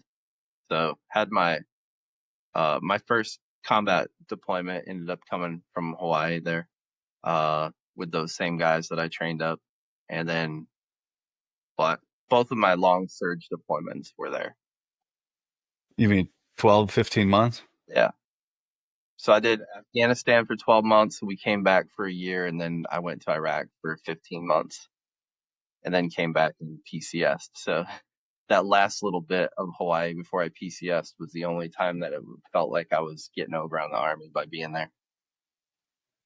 12 months is a long time, but 15 months, that's got to be brutal. Because If you can do 12, you can do 15. don't tell the army that. Then they'll be like, well, you can do 18 then. Shit, fuck. Um, what was your guys' primary mission? Well, it wasn't gate guard, was it? Because I've had people on here and they're like, yeah, I sat at a guard for 15 months, 12 on, 12 off for 15 months. So, I mean, that can happen. Well, but that deployment, it was a little different. Um, we, we kind of, I guess I should say that the first month or so was in flux. I don't think we knew what we were going to do for the first month we were there. They parked us in Ghazni. At the time, Ghazni was pretty mellow. And we just had a little company, fire base, but it was basic, like routine patrols around, uh, the people who were already friendly in the village around it. There was no ops happening. And then this would be like summer of '04. We ended up getting OpCon to the Marines, and they put us into play pretty quick. Okay. Um, So you're not just sitting around on your hands. right, yeah. So they moved us pretty quickly around I want to say like the second week of July there. Um, Gave us like 72 hours to pack all of our shit, and they're gonna fly us to a place called Tarankout, which is down in the Aruzgan province. And at the time, the Marines, the 22nd MEU, had established a FOB there. and we were told that they are in constant direct combat. So we were going to be flying into a base that was under constant attack. That's the first time that it was ever like, oh, I actually might get hurt here. What was that like going through your mind? Because you've been in quite a while now, and at this point, shit's starting to get real. What are you thinking now? It's kind of in a way, it reminded me of, they used to talk about guys in Vietnam who were like 23. They called them like the old man. I was like, man, that's me now. Because, I'm like 23, 24. I've been in the army for a little bit and I know what I'm doing. And now I'm in charge of people. And our job is to like clear caves and, rooms and, fight people. So you definitely are like, did I cut any corners anywhere? Am I missing something? Is there one thing that one of my guys is missing that's going to be the one thing that he needs? So there's a lot of that. You definitely start to think a lot more. Uh, I guess the I guess the term that everybody's using now is to be that servant leader. I really was just looking out for my guys. Everything became about them. So did you get to eat? Did you do PT? Is your gear fitting okay? Let me see your bulk carrier group. Yeah, everything just focused on those dudes. That's it. That's really what it's all about. Because you get to the more you move up, the less you do. You're just kind of in your super. You get more and more of a supervisor the more you move up, and I think guys fall into the trap. They want to hold on to that action um, portion of their career longer because maybe they missed out on it or they just didn't get to do what they wanted to do, and they still try and stay down there. But that's your job as you move up to take care of the people that you're in charge of. So that's good that you're able to do that um, and try and pass on some of the stuff that was taught to you. But you still, I mean, still nobody's for 5 years in now, 4 years into the war, and still, is there still an attitude of it's going to end soon? We got to, we Yeah, still for getting sure. after it.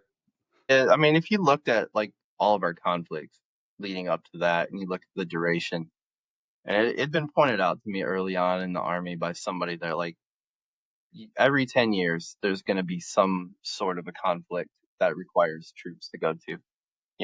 And I came in '99. The last thing that had been smoking was, Kosovo had just popped off. And before that, you did have the Balkans and Mogadishu. These were all within 10 years of me coming in. So I was like, did I miss my 10-year cut? Like, does the 10 years start from Kosovo until the next thing? I was unsure, but I definitely didn't think it was going to happen as fast as it did, with 9/11. But I think there was this in my mind, this idea that maybe it was like going to be over in 5 years. So it was there at the time when we were getting into country. A lot of guys were in other units and friends of mine were nervous that they were going to miss out on anything cool happening. Like obviously the hindsight there, but yeah, that was pretty much a collective thing. Like, how do we squeeze as much experience? How do we get as much out of this as we can before it's over? That was a huge thing. So we leave the island, and where are you going after that? Um, I ended up getting DA selected to be a drill sergeant in like 2008. Yeah, like the plan had been to come back from I was in Iraq for 15 months. Uh, I actually went and got my SFAS physical in Iraq. Had to fly all over the place to go get my vision screen and whatnot. Had like kind of a 2 week ordeal just bouncing from spot to spot in Iraq. And the intent was, to come back and put a packet in and go and get out of there. And then, DA select orders for recruiting and drill sergeant. You can't break them for nothing. So they got me, and well, they got like a third of the E6s in my brigade actually. Uh, one big swipe of the sickle and had us all go off to Fort Knox to be on the job training drill sergeants. So That's where they sent us, and what I talked about earlier, there could be somewhere worse, and that was definitely it. What I mean, DA selected for everybody that's listening to this is you wake up one day and you're going to be a drill sergeant. And you didn't have it in your mind that you were going to be. You didn't ask to be a drill sergeant. You just woke up one day. You walk into work, and the pack clerk tells you, "Oh, you have orders to go to drill sergeant school." Pretty much how it works, right? Yeah. So the way it worked for me was, my first sergeant in Iraq was like, "Congratulations, you're gonna go be train the next generation of warfighter," and he gave me that whole spiel. And I was like, "What are you talking about?"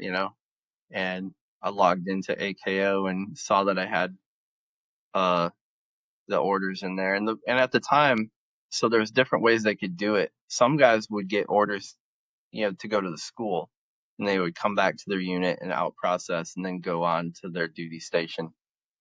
But just due to the way the war was going at the time, uh, they just wanted bodies as soon as possible, to be pushing troops with drill sergeants, and then they would call it on the job training. So they expected you to come in and uh, just basically augment that drill sergeant team, and for 6, 8, 10 weeks, however long, until it took you to get a packet approved and a school date to go to school. So they're getting free labor out of you first, and then they were going to make you a drill sergeant and then start your 2-year time, because those assignments are a minimum of 2 years. So it was kind of a hustle, but um, at by that time, I'd been in the army for a couple of days, and I had some favors, and I made some calls to some people that helped me out, and I was able to not become a drill sergeant, but I spent 2 years in the S3 running a basic training battalion instead. Okay. Okay. That's uh, that's pretty sneaky of you. Yep. So, I mean, sometimes, you get these opportunities, these golden nuggets in your career that you get to cash in. And that one in particular, was a big one for me. I was like, I didn't ask to do the job. Uh, they weren't going to release me, because, you fall under TRADOC. TRADOC wasn't going to release me. There's like, we have plenty of other jobs that you can do that don't have special duty assignment pay. So we're still going to work you 16, 18 hours a day, but now you keep your hat, and you don't get any extra beer money. Hmm. Okay. So did you have to go to school still then? No, no, I actually got Okay. out of having to go to the drill sergeant school altogether. Um, it was one of those Hail Marys, and it worked that time. Now looking back, did you make the right decision? Yeah, absolutely. I probably should have pulled a few more of my favors out and got out of there sooner, but um, the, it it set me up for what I was about to do. It really did. Being stuck there, uh, like I got to the point where I was like at the end of that assignment is just scheduling, deconfliction, coordinations, just all admin stuff on the operations side. Making sure that uh, one company's chow doesn't overlap another company's chow, or buses are at the right place. Like it's mostly it was deconfliction, but also everything else required to operate in the height of the war, pumping as many soldiers out as you could. Yeah. Um, got to fill the ranks, right? Got to build these new units up, and replace the soldiers that are getting out because they just wanted college and now they were going to war and they're like, I'm getting the fuck out of here. So Well, got to they're pick all. replacing they were replacing a lot more than that. They were replacing a lot of guys that weren't coming home. Uh, Yeah. and so that was actually one of the more important jobs that I actually had in the military, even though it was the lousiest job I had, was, pushing troops for the war effort. It was significant. I It's interesting though, right? You look at that job, how you looked at it when you were in. Like, I don't want to do that, but like I'm sitting here and I got the way out the way I did. And if I knew everything I know now, which I know a lot now, of like I would still be in because I would have figured out a way to stay somewhere in group or I would have ran away from the med board and I would have been successful at it knowing all the stuff I know now. Well, I didn't know any of that shit back then. But like, man, if somebody came up to me still today and they're like, "Hey, you can get back in, you can wear your tab, but you got to go be a drill sergeant," man, I'd be at that fucking school tomorrow Yeah. to go finish out my 20, like to go do the rest of my time, because I would do anything like to go back. I've even looked as far into like I can get back in. It would be a fucking disaster, paperwork wise, appointment wise, and all this other shit. I need all these other signatures, and but but is I can do all that stuff, and they say no, they won't let me back in, and then I'm fucked because I waived all of everything that's wrong with me to get back in, or the factors that led me to get medically retired. I would have to waive all of those Yeah, I understand. disabilities, and then they could say no, and then I'm fucked. Then I don't. Then I'm not disabled anymore, but I still or I am. But to do that, so I don't. I mean, I'd look at it like, man, I would go do that. I'd go back and do that. So, but everybody's got a different perspective on things. I just didn't get to finish my time like I wanted to. So it's always like this little bit of, man, I would do that. I'd go fucking do that tomorrow. Yeah, for sure. I have the same. I have that same mentality now. But at the time, um, for in that place for me, I just came off a 15-month rotation in Yeah. Iraq as a E6. Now, um, you know, very kinetic. We lost 18 guys in our battalion and something like 50 with traumatic amputations. It was the height of Damn. the surge. The IEDs were hateful. They were huge. Um, and we held it down for 15 months. We did everything we could to keep Kirkuk safe and the Kurdish forces that were up there that we worked with. We were very invested in them. Um, and they would do anything for you. As a partner force, they were great.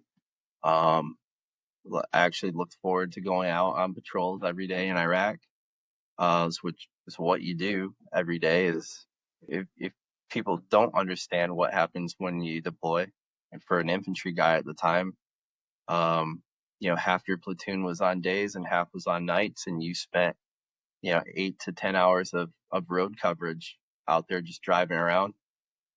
We used to call it movement to IED, just waiting for your turn to punch your ticket. Um, but that's it. That's all you do. You QAQC your trucks, you PMCS your truck, you make sure your loadout is good, you do all your PCIs and PCCs with your guys every single day like clockwork, consistency, and you go out and you do the job. Sometimes it's adventure, sometimes it's really boring, and you know at the end of the day, you just come back to the base and rack out until it's time to do it all over again. How do you feel what you did? Like, did you feel like you accomplished anything towards the greater effort in the end? Yeah, that's a tricky one. I mean, I guess I could say yes and no. I mean, in the grand scheme of things, like the whole picture, yeah, it looks like a mismanaged, mess. But for that little bit, like while I was there, I mean, I was getting paid to do that. And no matter how I felt about it, it was my job, my livelihood to be there. I wasn't, they weren't forcing me to be there. Um, so I don't really look like it was like a waste. I think a lot of guys have that, whether like don't believe in the motivations behind, going into Iraq or whatever. Uh, wasn't really a grunt thing to think about. So you come off, you go to the desk for a couple of years, and then I got to imagine while you're sitting at that desk, you decide it's time to reclass. Yep. How did you come up with crypto linguist? So, well, first of all, when my time came up, my 2 years was coming up, and I called my branch manager, said, "Hey, get me a parachute and a rifle, man. What do you got?" I was trying to go up to like Fort Richardson, Alaska, maybe, um, check that out, or I was willing to go back to the 82nd at that point. Um, and again, I felt like I needed to springboard from a better position than where I was at to do something cool. So, my first instinct was just like, how do I get back to a deployable unit? Because that's my environment. I can thrive over here. Um, I'm made to drive around the desert in a truck with my guys. It's what I'm good at. So, um, you kind of like, I guess I'm trying to pinpoint my mentality at the time, but I think the biggest thing was, how do I get out of there and go somewhere that's a little bit better, but not like planning to stay anywhere else? You know what I mean? Like maybe I was gonna go to selection or whatever from the next place, and I needed a sure bet to get out of there. I couldn't bet on, you know, going and taking a walk and breaking my ankle and then being stuck continuously where I was at. I had to really make an educated decision. Uh, and so at the time they had what was called star MOSs, and they were whatever the jobs in the army that were the hardest to fill and the most in demand. And so right there with like generator mechanic, you had cryptologic linguist. Like none of those things sounded like what I wanted to do, but like, so at the time there was obviously, you could go SF or you could go civil affairs, which was an enigma. You didn't really know much about, or psyops, and CA and psyops were kind of getting bunched together, at least the way that they were being sold to people who were interested. So just not like terribly happy with some of the solutions, and the fact that there was not a single place that they would send me as an E6 infantryman that just wanted to be airborne. They're like, we could send you to Fort Riley, or we can send you to Fort Drum. That's what they were offering, to stay in the infantry. So, and no bonus, no financial incentive. And then you look over at the reclass option, and they're looking for linguists, and they'll pay up to $100,000 bonus. So it's kind of a no-brainer to say like, oh, I'm not that loyal to being in the infantry. Let's talk about this money. Um, um, so I ended up taking this test, and I think you've taken it too, the D lab. Oh yeah. The So I take the D lab as an 11 Bravo, and I think it did take like my battalion commander's approval for me to even be able to take the test at the Ed Center. So they were on to me. They knew I was up to something, but they didn't know what. And it was very much a culture of like, they would try to trap you. They knew you had an out. They were going to look for a way to keep you. So I was playing them very close, and I was trying to work it into a reenlistment option. And I was able to put it together. I passed that test, and Oh really? yeah, Fuck, I feel like I failed that test miserably. yeah. So the way, I guess I would say, you can't really talk about the test, but you can buy a study guide for it. So it's not super secret, but it's the Defense Language Aptitude Battery. And Sounds right, yeah. it's a simulated language that you use to gauge your ability to learn a language. So, in a nutshell, and it can leave you kind of confused. But Yeah, confused is a good word. Yeah, Private Ward had never heard of it before he got to selection, and when I took it the second time, I did not do, I feel, any better. yeah, I took it. I ended up taking it twice in my career as well.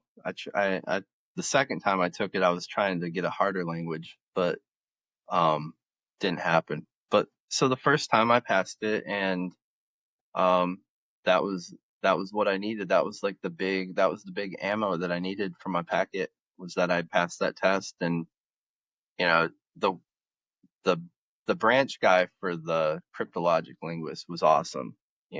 He was more than willing to try to get like an experienced infantry guy and in reclass because I didn't know about this job even existing yet, but they needed these crypto linguists in group. And I didn't know for what. I didn't know what a SOT 18 was yet, but I just knew that they needed linguists in group, which to me it meant, I was going to be a terp. That's really what I thought. I was like, well, I can be a terp for SF guys. Come on. I can definitely do that. It's easy. Uh, so the next step in that is you go to Defense Language Institute in Monterey, California. It's a premier language school in the world, I think. I went there to learn Farsi. Um, it's about 90 days in the Farsi program and realized that I was never going to get any better than 90 days worth of Farsi. So I started trying to pull some of those strings again and was able to get myself into French. Oh, okay. So That's not close. no, it's not. It's actually, well, so like by withdrawing from the Farsi course before I technically failed out of it, uh, I was able to downgrade to another language of a lesser category. That was part of the deal. And at Yeah. the time, it was like Tagalog and French were like what everybody was after, and so I knew it was going to be one of them. But um, yeah, French worked out. Yeah. Yeah. I remember going through the schoolhouse. It was like the easiest ones were Spanish, French, and Tagalog, I think, were like the level ones or whatever we call them or something Yeah, like that. And then there's the guys who went and did Mandarin, who 6 months after 6 months of Mandarin didn't speak Mandarin. All everybody scores a 1-1 yeah, unless you were born in fucking China. You didn't score any better than that. Even I think one of the instructors was, only a 2-2 speaker, like, and had lived there their entire life and still could only score 2+, 2+, or some shit like that, which I thought was pretty crazy. So I was like, that must be hard. the test is tough. Let's be honest. The test is pretty tough, and that's why we've got the best linguists is because the tests are progressively harder. Every several years they get harder. Yeah. All right. So what'd you test out on French? Uh, so well, first of all, the program that I go to and for French is a lot different than what you guys would get in the Q course, right? Um, I get a full military academy experience with like 7 or 8 hours of class a day, study hall, the whole bit for 6 months for French. So it's total immersion. From like day two in class, there's no English. I mean, kindergarten level French the first week, second grade, by the first month. It's a very rapid progression, and so you're fully immersed, and you're actually thinking and speaking in your target language pretty much all the time. Yeah, we that's not what we did. Yeah, We were kindergarten all the way up until month 4, I think, and and then you sort of got it in 5, and then you had to test out. yeah. So, well, like those changes came. I remember the changes coming for the criteria for team guys to be able to get schools and whatnot. Yeah, you had to meet these minimum language scores. I don't. I guess before they'd been kind of like waived. Uh, and a lot of guys were jumping the ship. And this is in 10th group. After I got there, a lot of the guys who'd been speaking like Russian or German, some of these harder languages to maintain, they were just going and taking a 5 week French, introduction course and going and getting 1-1s. So yeah, the French is a little easier to pick up for sure, but um, where that changes for me is I have to get a minimum of a 2-2 on the reading and the listening, or else I can get kicked out of the army. Okay. Yeah. I mean, not us. And so like, so where they would say for you guys, you get a 1+ or whatever, there's an incentive there. I mean, the only real incentive that we get is, the pay goes up for your level, Okay. but you're expected to, if especially if you're like an NCO and you're a linguist, you're expected to be a 3-3. Um, which with a couple of rounds of language training, um, you can usually get from schoolhouse to like that advanced level pretty quick. And then so but like my average, like I wasn't always feeling it. Some days I would read really good. I'd get a 3 on the test, and on listening, I wasn't feeling it at all, and I just barely get a 2. And then I'd do an OPI, and I could get like a 2 on an OPI. So it was like, I can, and we're as a crypto linguist, it's weird, but I don't have a OPI requirement, just the reading and the listening. So by being able to speak it at that level 2 as well, that's really what like opened up all my doors. Okay. And then, do you know where you're going after DLI at Yep. this point? Yeah. So when I reclassed for this to become a linguist, a Persian Farsi linguist, it was still going to send me to 10th group. So it would have been weird to show up at 10th group because they didn't have any Farsi linguists at the time when I did show up. Um, so I'm not sure why I was ever slotted to do Farsi and go to 10th, but I was always going to 10th.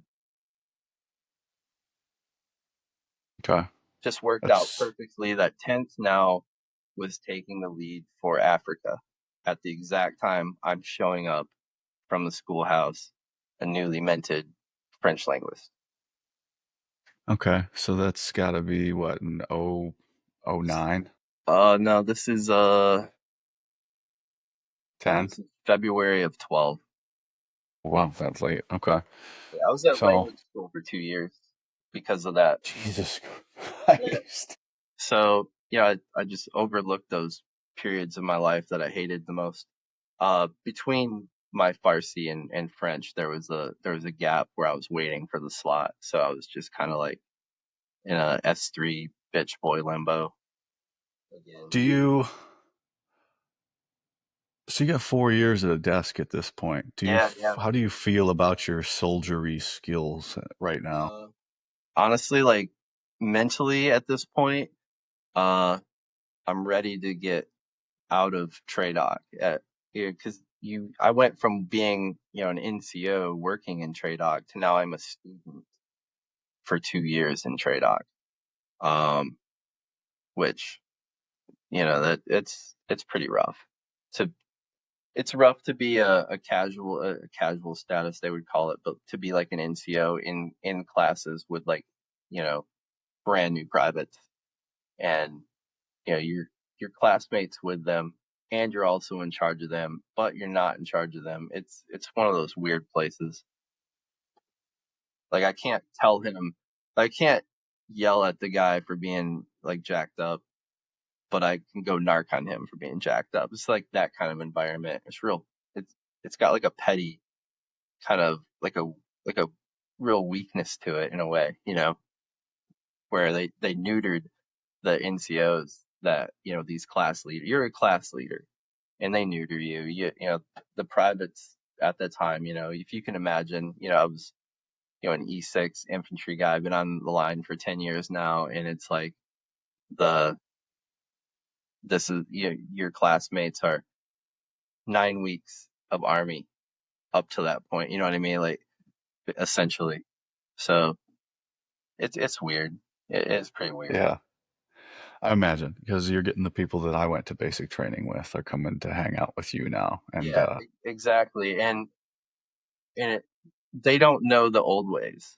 You know what I mean? They don't know the old yeah, ways. And because they didn't come through I'm trying to think where most of them kids went to basic at. I don't remember now. Um but like your support, they come from like this support basis, right? They weren't coming out of an OSIT, where you kind of knew a little bit more, because these guys they go to language school and then you go to AIT at the end. So you might do 2 years of language school then you're going to do another 8 weeks of an AIT. And so you get somebody that shows up at their unit and they've been in the Army for 2.5 years. Like technically they're already, eligible to go to the promotion board. And they're useless, most likely. Yeah, a lot of times they are, and sometimes you get a rock star, but what you kind of get another animal too, which is like the guy that shows up and he's like, okay, I'm here now. When do I get my E5? Hmm. You know what I mean? Yeah. Well, if you go by regulations, it's part of it, you know? Like if you want to get your E5, we can talk about the path to get there, and that's how you're gonna get it. Do you know? I mean, you had to have figured out what a Sade team is while you're at school for 2 years, Yep. or did you have any focus on that? So, well, initially, um, once you start getting around the linguist, you start to learn a lot real fast. Everybody's eager to tell you all the cool stuff they know. And so you start hearing about this. And like, okay, so that's what I'm going to end up going to as well as I'm putting it together that I'm actually, because I'm like, this Sade thing sounds pretty cool. I want to do that. And then someone was like, you're already going to do that. That's what you'll be when you get there. I was like, okay, now I get it. And so I had a brief exposure to some of the SIGinters like this in Iraq that were, from another agency. And so I kind of understood the application of the crypto part of the crypto linguist, right?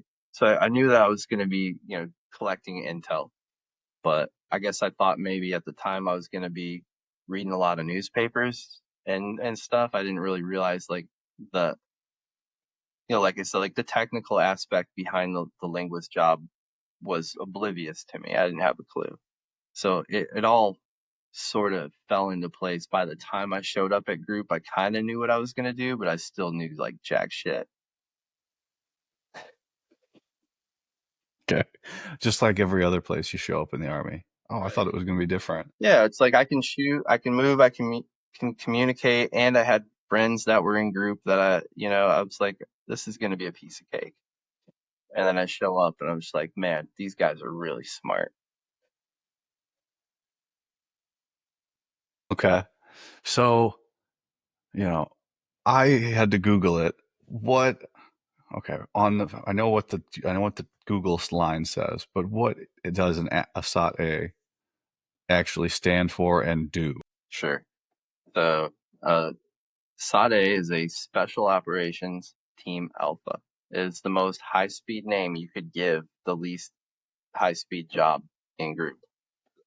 Uh, you got team numbers, the whole get. Okay, it's all there.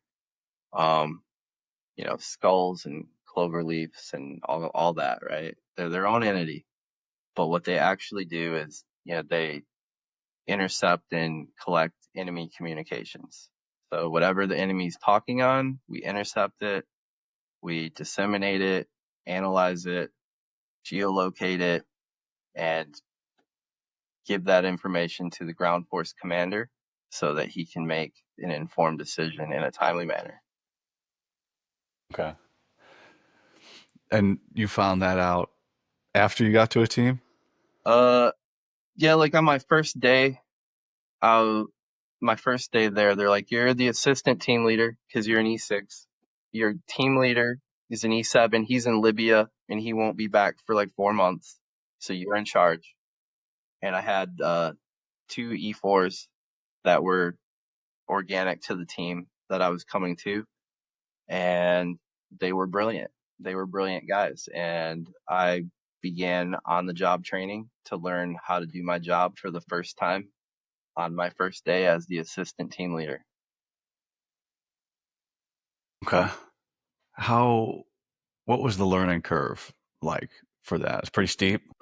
Yeah, so like what's special about us is that our training is dictated by a three-letter agency and how we perform our stuff to make sure that we are within the law.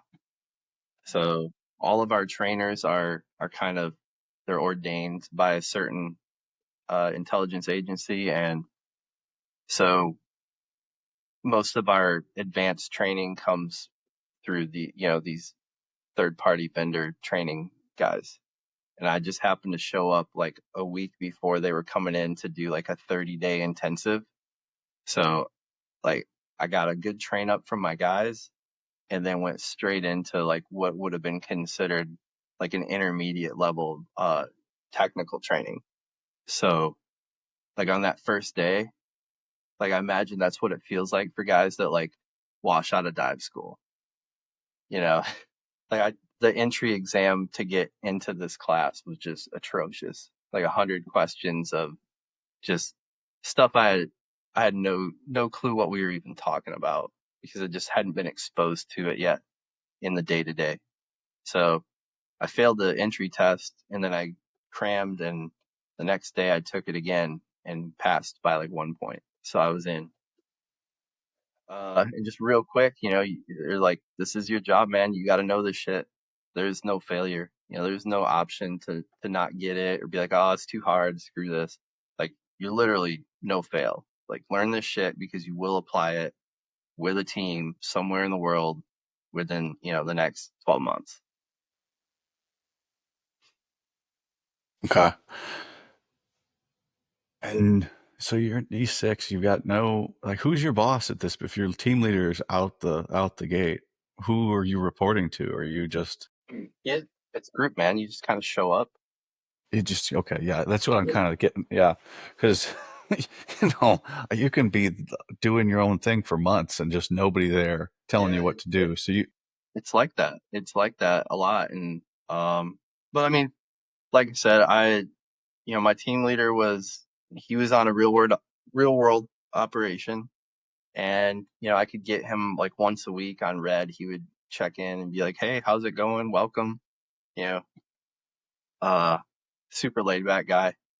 Um, Pretty much everybody that I encountered in the detachment was great. Uh, I was an anomaly, having like I guess like one guy told me, one of the Sades, the senior Sade at the time, was like, "You're ahead of everybody here tactically, man. So like just try to follow along and learn the tech stuff." So I just like leaned into it. you know in infantry squad, you've got radios. Like how many multiples of times on top of just a basic infantry squad level of communications gear are you having to learn? Well, so like in a nutshell, as an infantry squad leader, you don't get a whole lot of training on that radio. At least I never did. Maybe an hour from an RTO, and it's like, what? Show me how to do that again? Yeah, it's fuzzy, but then you get used to doing it, and it's like, okay, I can turn it on, I can change the channel, and I know that it's bad if I zero it out. It's like keep your radio stuff minimal.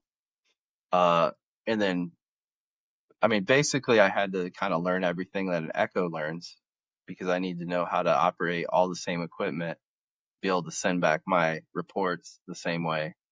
And in doing so, I learn a lot about radio wave propagation and antenna theory. So becoming like a super echo in a way, I would equate it to that. A lot of just honestly, it's the same as like the rucksack, the weight, the batteries. It very much mirrors that life. That sounds terrible. Yeah, it's just I mean, that's pretty standard for what they would call low level voice intercept, which is just collecting unsecured VHF or HF comms out of the air, just grabbing walkie-talkie stuff, right? Um, Which is pretty much everything yeah, that is commercially available is unencrypted. yeah. Okay. So Oh, so I mean, did you start basically, enjoying what you're doing? Once you got into it? Well, I approached it as it was something that I needed to master, whether I enjoyed it or not. Um, but like radios are not that complicated after you've been through it a few times. You know, buttonology seemed to be my strong suit. I could memorize how to operate it, and then like the theory came a little bit later, like understanding like three or four more layers of what's going on with it. Um, but in general, it's like you could almost say it's like if you had a police scanner and you could just turn it on, you hear everything that they're sending across the airwaves. There's no implication of privacy there. Um, so you're not decrypting anything complicated. You're just gathering intelligence that's floating around. And maybe it's valuable, maybe it's not. So just being able to tune your radios and make antennas that would pick up what you needed to hear. Just at like that's my battle drill one alpha for me is to be able to identify and target a signal. And once I was able to do that and I was comfortable with it, I just started doing harder stuff and got to the point where, well, I guess I should say back on that team thing, you're like never with your team. You're never with all your guys. You're going to be a singleton. Every operation, everything I did in the whole time, I was by myself about 90%. Yeah, I did notice that. I never ever ran into a full Sade team. It was only ever one person, and if it was two, it was two different people from two different teams, Yeah, it could and then they would some. Yeah, Yeah, we were jumping all over the place with Sade team stuff, but in general, yeah, they're like organically on the books, there's a certain amount per battalion, but it doesn't shake out to being enough for every team to have, the full, capability. So you're a singleton, and now here I am. I guess I would fast forward a little bit. My first deployment in with group doing my new job. Uh, was in 2013.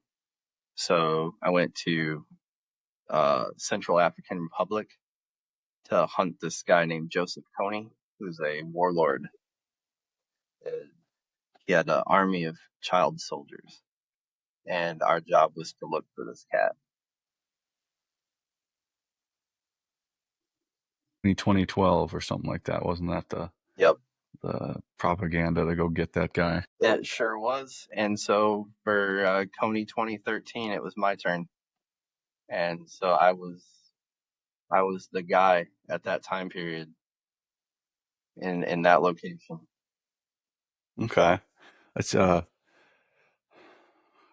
you have a pretty defined you need to do A and B, and I need C from you once you get that from your leadership, or Yeah, is it just the SF team or whoever you're attached to says, "Hey, do your thing"? well, I think that I was fortunate. I guess I could say I was fortunate. And first of all, the first team that I deployed with was pretty cool. Um, and they had a lot of older talent on the team who had seen kind of what Sade's brought to the table in Iraq, and so uh they were kind of optimistic that I'd be pretty useful over there. And so it kind of like emboldened me to actually try to. Man, I got handed a shit sandwich, to be honest with you. Like, we didn't have anything on this guy, where he was at or how he was talking. So, I mean, that's kind of like, that's where you start from. You're like, all right, figure it out. And, just through the process of doing the job every day, turning dials and cutting antennas and building antennas. And finally, you hear that radio crackle and you're like, what's this? Then you just keep peeling the layer back, try to get a better signal. And then they're like, hey, this little 30-second cut. That's his voice, actually. We haven't heard anything out of him in 2 years, but you just recorded him. So, like, okay, kind of, kind of doing okay so far. I got like a little win under my belt, and the team felt emboldened by that. The That maybe it was worth it to get out and do some like remote site collection, fly out into the jungle as far as we could get as far as the helicopters could take us, and we would, basically do like a little long range recon patrol and set up antennas on the top of hills and keep listening. And we just did this cat and mouse thing for, several months. And finally we're like, hey, with this amount of certainty, if you guys sent in a partner force to this specific area between these dates, you'll find your enemy. That's essentially what a SADE on the ground does. They take nothing and then hand you what you need to target.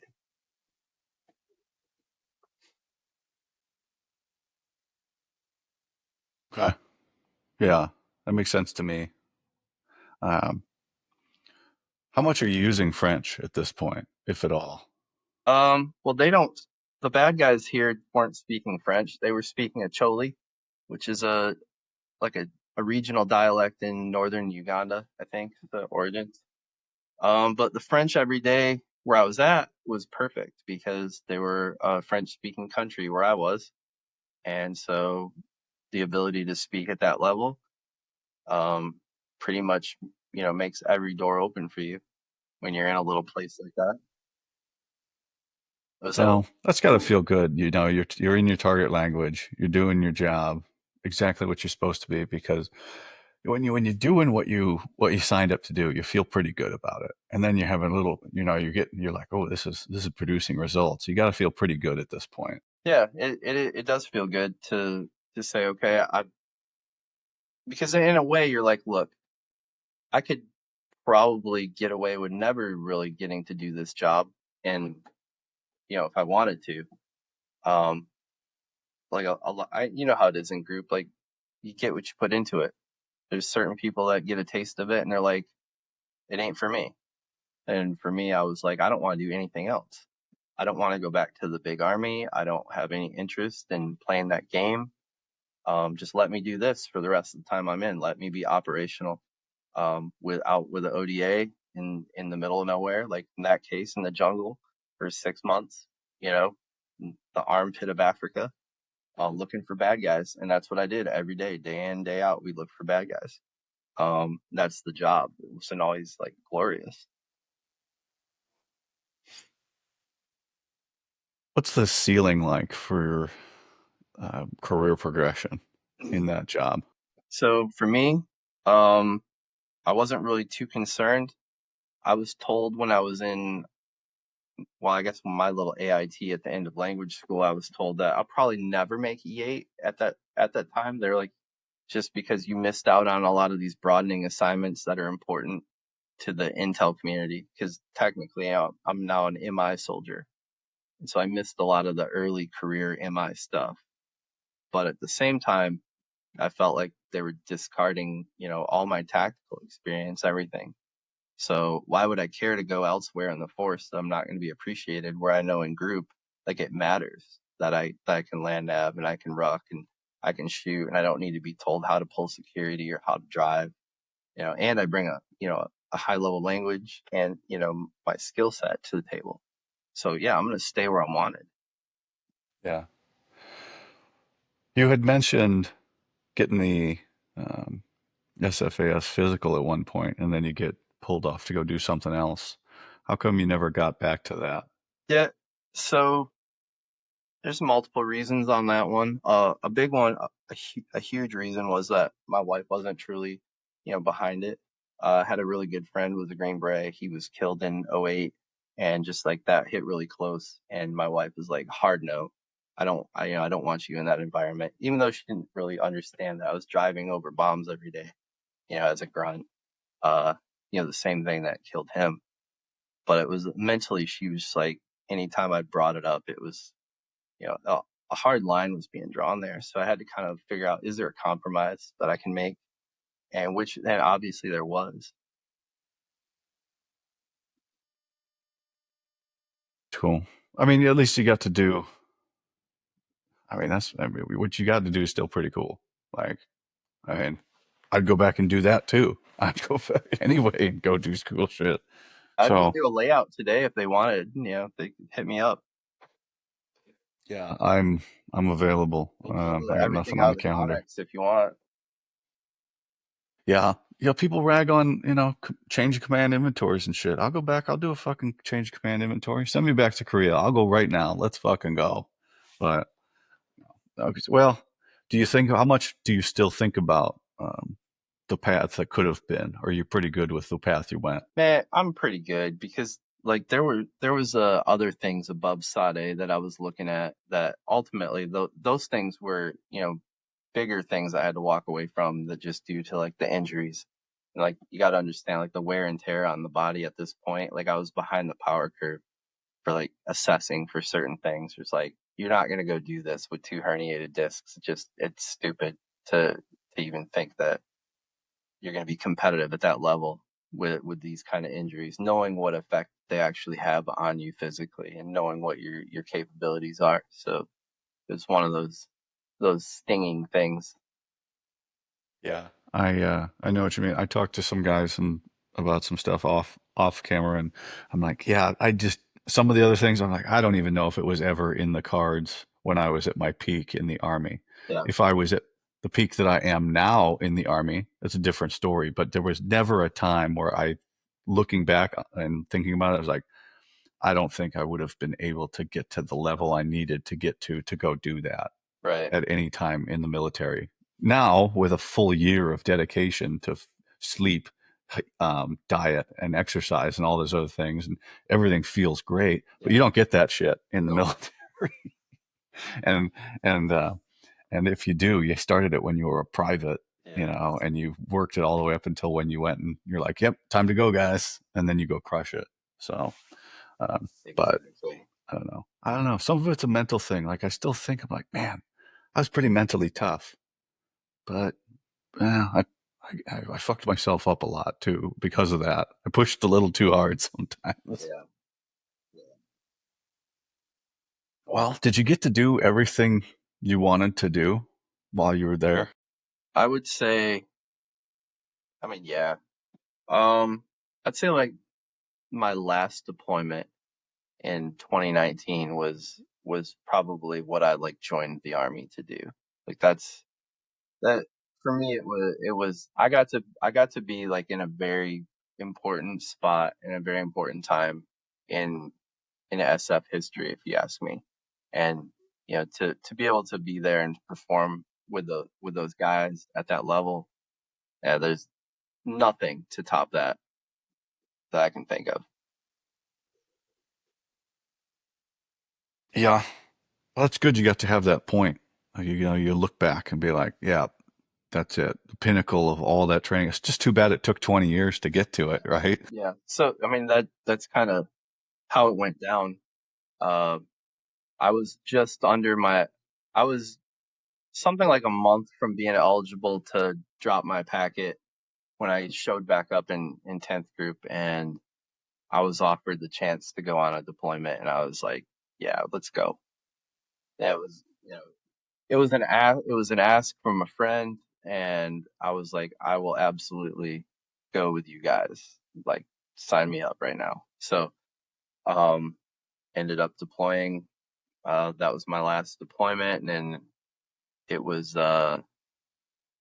well, it was a complete shit show at times, but it was great, and the war aspect of it was good. Feel like we gave it to them as good as they gave it, and I mean, I honestly just the having the experience of the last trip being as good as it was, uh, I don't really feel any weird shit with like guys, feel weird about how the withdrawal went and all that. Like that doesn't matter to me because I know like when I was there, uh, you know, we were doing it the right way and we were kicking ass. So like I don't have that negative idea about it. I talked to guys on here, and I'll say same thing, right? Yeah. Did you? How were your deployments? Yeah, yeah. We were doing this. We were kicking indoors. We were doing SF guy stuff, and really, we were getting after it. Oh, what do you think about the withdrawal? Ah, just leaves it bad. They just negative about it, and I get it. That's you're gonna feel one way to whether you lost your friends or things like that and didn't happen. But it's like the movie analogy. you enjoyed the entire movie up till the ending, and then the ending ruins it. I mean, and it's easy for me to say. I never got to go do any of that stuff. I never deployed. I never went to combat and all this stuff. But like, you're gonna just you gotta not focus on the ending, a part that you had no control over. Like you had no part in that. Like you had a part in your deployments and the part you did there, and you enjoyed that and what you did and accomplished with it. You got to focus on that part. But I get it also. Like I don't know how I would feel about it, so I try not to interject too much in that, but just more give a perspective. Like, hey, you didn't have any control over things and how they went down. That was gonna be that fuck up was coming years for Yeah, years, and there's nothing you did. yeah, it was. But we did it. I mean, listen, it was part of an amazing company in an amazing battalion with a phenomenal team. Like everything lined up perfectly. And then the augmentees to the team were other like high speed guys that just, highly respected, amazing people to work with, just across the board, just a winning team. And to go in and actually be like turned loose and allowed to do the SF mission, which yeah, there's the deal, the flagpole thing. Like you don't really want to be around the flagpole and, catching the shittier, little things you can't control. It's better to be out in the cut, out there on the edge of the AO, being left alone, coming up with your own ops, and just like fi- finding the issue and fixing the issue and taking them completely off the battlefield every single day. That's just how it was. It was literally the satisfaction of the work that you were putting in day to day. Like it didn't matter how shitty it was to live, at this house, at this team house that was lousy, or with SFAB guys out there with you, and it wasn't like the greatest place to be, but it was exactly where we needed to be, if that makes sense. Yeah. Do you think if that would have? Do you think that went so well for you, that deployment, because everything led up to that point? That was the pinnacle where it all came together, or would it have Yeah, for been sure. great no matter where it fell in your career? Yeah, absolutely. Everything added up to that because I mean I can think of specific times on missions on that last trip where like I referred back to something I might have learned as a private. Um, basics. They say we're just really good at the basics. Um, and that's how I can operate my equipment and still run a crew served weapon if I'm needed to, or hang rounds, like looking for work, plenty of work to be had, just like when everything is snapping and popping and, what Asade brings to the GFC. It's just like you can change everything. You can change the whole trip between Asade and a JTAC and a GFC. I mean, you can change the complete outcome. Yeah, man, that's got to be a good feeling. I like that. Yeah, I mean, I that's really what helps with it was I know how much I contributed to those guys. I know how important it was for me to be there with them. And then like when you're with guys like that, you're not like afraid of anything else. You're not worried about what might happen. It's just like let's get out there and stick it out in the wind and see what happens. And a lot of times you have to coax these guys into coming out to fight. And once you get them out there and you hammer them, you teach them that lesson, it feels pretty good. Fuck yeah, man. So we wrap that one up. We get back home, drop the packet, and you just fade off into the wind to Wisconsin. Yeah. That's pretty. I mean, is that how you envisioned it going when you started out on the journey? Well, I mean, just kind of for like the where to live for sure. Yeah, I want to live somewhere quiet. No cell service would be good, which is what I got now. Um, got the high grounds, but it, it's nice. I have very few problems when I like walk outside and just like listen, look around, and like, man, I live in the middle of nowhere. I don't have any asshole neighbors, giving me a hard time. Um, I don't have really a care in the world other than, just daily life stuff. That's nothing. That's easy. Yeah, that's pretty good. I gotta get me some of that. I don't know what I want to do, but we're gonna figure it out. We're gonna see what comes up and tackle the next problem. And maybe it'll be this. Maybe it'll be podcasting. Maybe I'll go to this SFRE and something will come up from those guys there because they're dual hatters, the Green Berets, and they're got Yeah. professional careers. So I'll meet some people there. We'll see what happens. Yeah. I got 5 questions for you here, and then I'll cut you loose. How's that sound? Yeah, I'm free all day, man. I'm retired. Every day is Saturday. I hear you there. I still gotta hit the gym and eat my ridiculous amount of food I eat every day and all that other stuff. But yeah, every day is kind of Saturday. All right, man. So what is your response to thank you for your service? Um, I get it, but I always felt awkward about it. Um, there was a time period, so in the I would say like between '06 and '08, if you're going through a major airport in the US and you're in uniform, you were gonna get a standing ovation or something. I always felt like I didn't want any of that. Yeah, it was very uncomfortable, and so that thank you for your service always came as, something uncomfortable to address.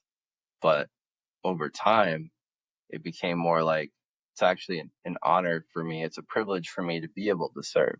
I had a lot of good fun and met a lot of great people. So then I definitely say thanks for your support instead now. But yeah, I mean, it's weird how that one little thing like that's off-putting to so many people. Yeah, I think it is. I think everybody's got a different thing on it. I kind of relate it towards people's attitudes towards Memorial Day. Like Yeah. some people just cannot stand when people say have a happy Memorial Day. That's fine. You know, it, it's it's Memorial Day. You can feel however you want towards it. Hmm. That's fine. If you're angry about some people having this opinion, just don't take it out on people that don't know any better. Just if you want to be angry over there by yourself. If you Yeah. want to be happy over there, be happy by yourself. Don't take it out on other people because they don't understand where you're coming from. Just be nice. Try to be nice and be respectful. That's all you should try to do. Um, so, what is the one characteristic that sets operators apart from the conventional forces? Work ethic. I'm gonna hit that one right now. Uh, you know why it's so easy to succeed in a unit like that is because everybody around you is an overachiever. They set that bar pretty high. You know where you need to be. And I would say that the guys I've been most impressed with over the years, it's been those guys that it's that work ethic, just banging away at the computer, that 18 Fox that's just like 4 hours into a product, and then he'll turn around and go knock out a run before he goes to bed. Like that that mentality of I guess it's a high functioning anxiety that you kind of develop in group, with the deadlines and the importance of everything. Like everything's an emergency right now. Uh, to be able to operate for a long period of time in that environment mentally, that stress, having that on you, and to still be able to say, I can get all this work done, and then I'm going to go do that run or that workout that I need in order to decompress. So, like that work ethic, to that discipline to go that extra step when you're already tired. Like that's it. Like that's that human quality. Yeah, it's something to see also when you think you're giving 100% and then you see somebody crush you. Yeah. You go, what the fuck is this person on? Like, I thought I was doing pretty good here. Yep. What is the one moment of your career that you wish you could go back and relive or redo and it wouldn't change where you are now? Well, that's a good one. I mean, you put a lot of thought into these. Uh, that wouldn't change where I am now. That'd be tough. There's a couple things I might have done career wise earlier. They definitely would have changed some things. But I guess yeah, maybe that last deployment could have gone harder, you know. maybe there was a little bit more that could have been done, but again, I try not to think too much about that, but I definitely would say I could have done more in certain instances, if that makes sense. Like I wish I had done more. What is the what's the best piece of advice that you received during your career? Hmm. Well, there's a couple of good ones that I always have kind of held on to. Um, but I guess the most important one would have to be just smile no matter what was going on. It's wet, it's cold, it's raining. You want to put that net gator on and just like embrace it and just smile because like no matter how cold I've been or how hot I've been or how like stressed out, like I'm not gonna make a deadline or something, somebody's gonna chew my ass. Uh, man, I just take it. Just like bring it to me, give it to me. I don't care. Like, because I'm gonna forget about it before I even hit the driveway most of the time, anyways. Uh, so just taking that positive mental attitude, not to sound cliche, but man, it'll get you. It'll get you there. It will. Definitely will. All right, man. Last one. What were you afraid of then, and what are you afraid of now?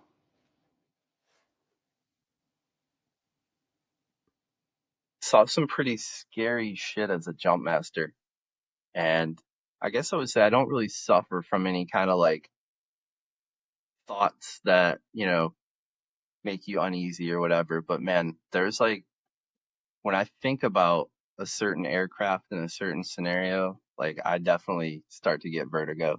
It's one of just there was a jump refusal on a jump one day in over St. Mare, and just it got real hairy on the ramp with this guy. Um, you know, I was a safety and the JM, he was a static JM. We kind of had to like this dude went full catatonic about a foot from the ramp in the casa, so we had to kind of get him out of there and just like doing something technical, like moving around and doing things in the aircraft for me was always like what made JM duties more stressful. It's like I'm not just sitting there strapped in waiting to jump. I've got to worry about all this other shit. And so I've got this guy that's like, panics at he sees the D bags flopping behind the bird and it like just fucking brain lock, right? So this dude's like right there at the within a foot. Like he's like right on the edge. Like the temptation was there just to shove his ass. But you don't know. He might have found something wrong with his rig or whatever. So just getting him out of there and the plane turned, I almost fell out. I had the monkey harness on, but like sometimes that if I like see a video of guys jumping that bird, because you'll see it float through social media.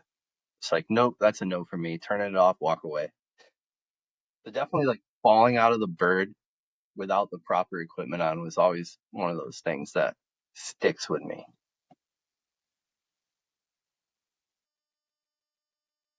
Whew, in a casa.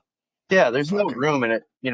If you've jumped that casa on St. Mare, those It's they're it's like this it's this big. they're like 15-minute turns, right? So as soon as that they clear the edge of the DZ, they're banking as hard as they can and going into land. And I've got a half a stick of guys still stood up and a dude standing on the ramp.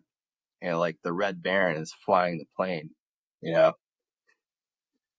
so it was really hairy. That was the only time I was like, oh shit, for real. Like was scared of like a. I was like, this is how a training accident happens. Yeah. And now? Yeah, that would still get me. I haven't been on an airplane in like 4 years. I don't know if I can get on one again. We'll see. I don't know. Hope well, the opportunity may come up. It may not It, come up. Who knows? it may Uh, come up faster than you think too. how can everybody find you on the socials if they so choose? Yep. So right now on Instagram is because I'm a visual kind of guy. I like people to look at my pictures. It is Korey_Heaton_bladesmith. You can check that out.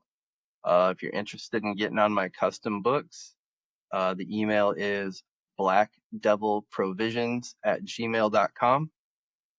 And the website will launch with the next product drop I'm working on right now. I've got a big batch of knives in the works. Yeah, man. I'll have links to your socials in the show description. I appreciate you coming on. You got anything for me? No, that's it. Yeah, man. I appreciate you. Bye, everybody.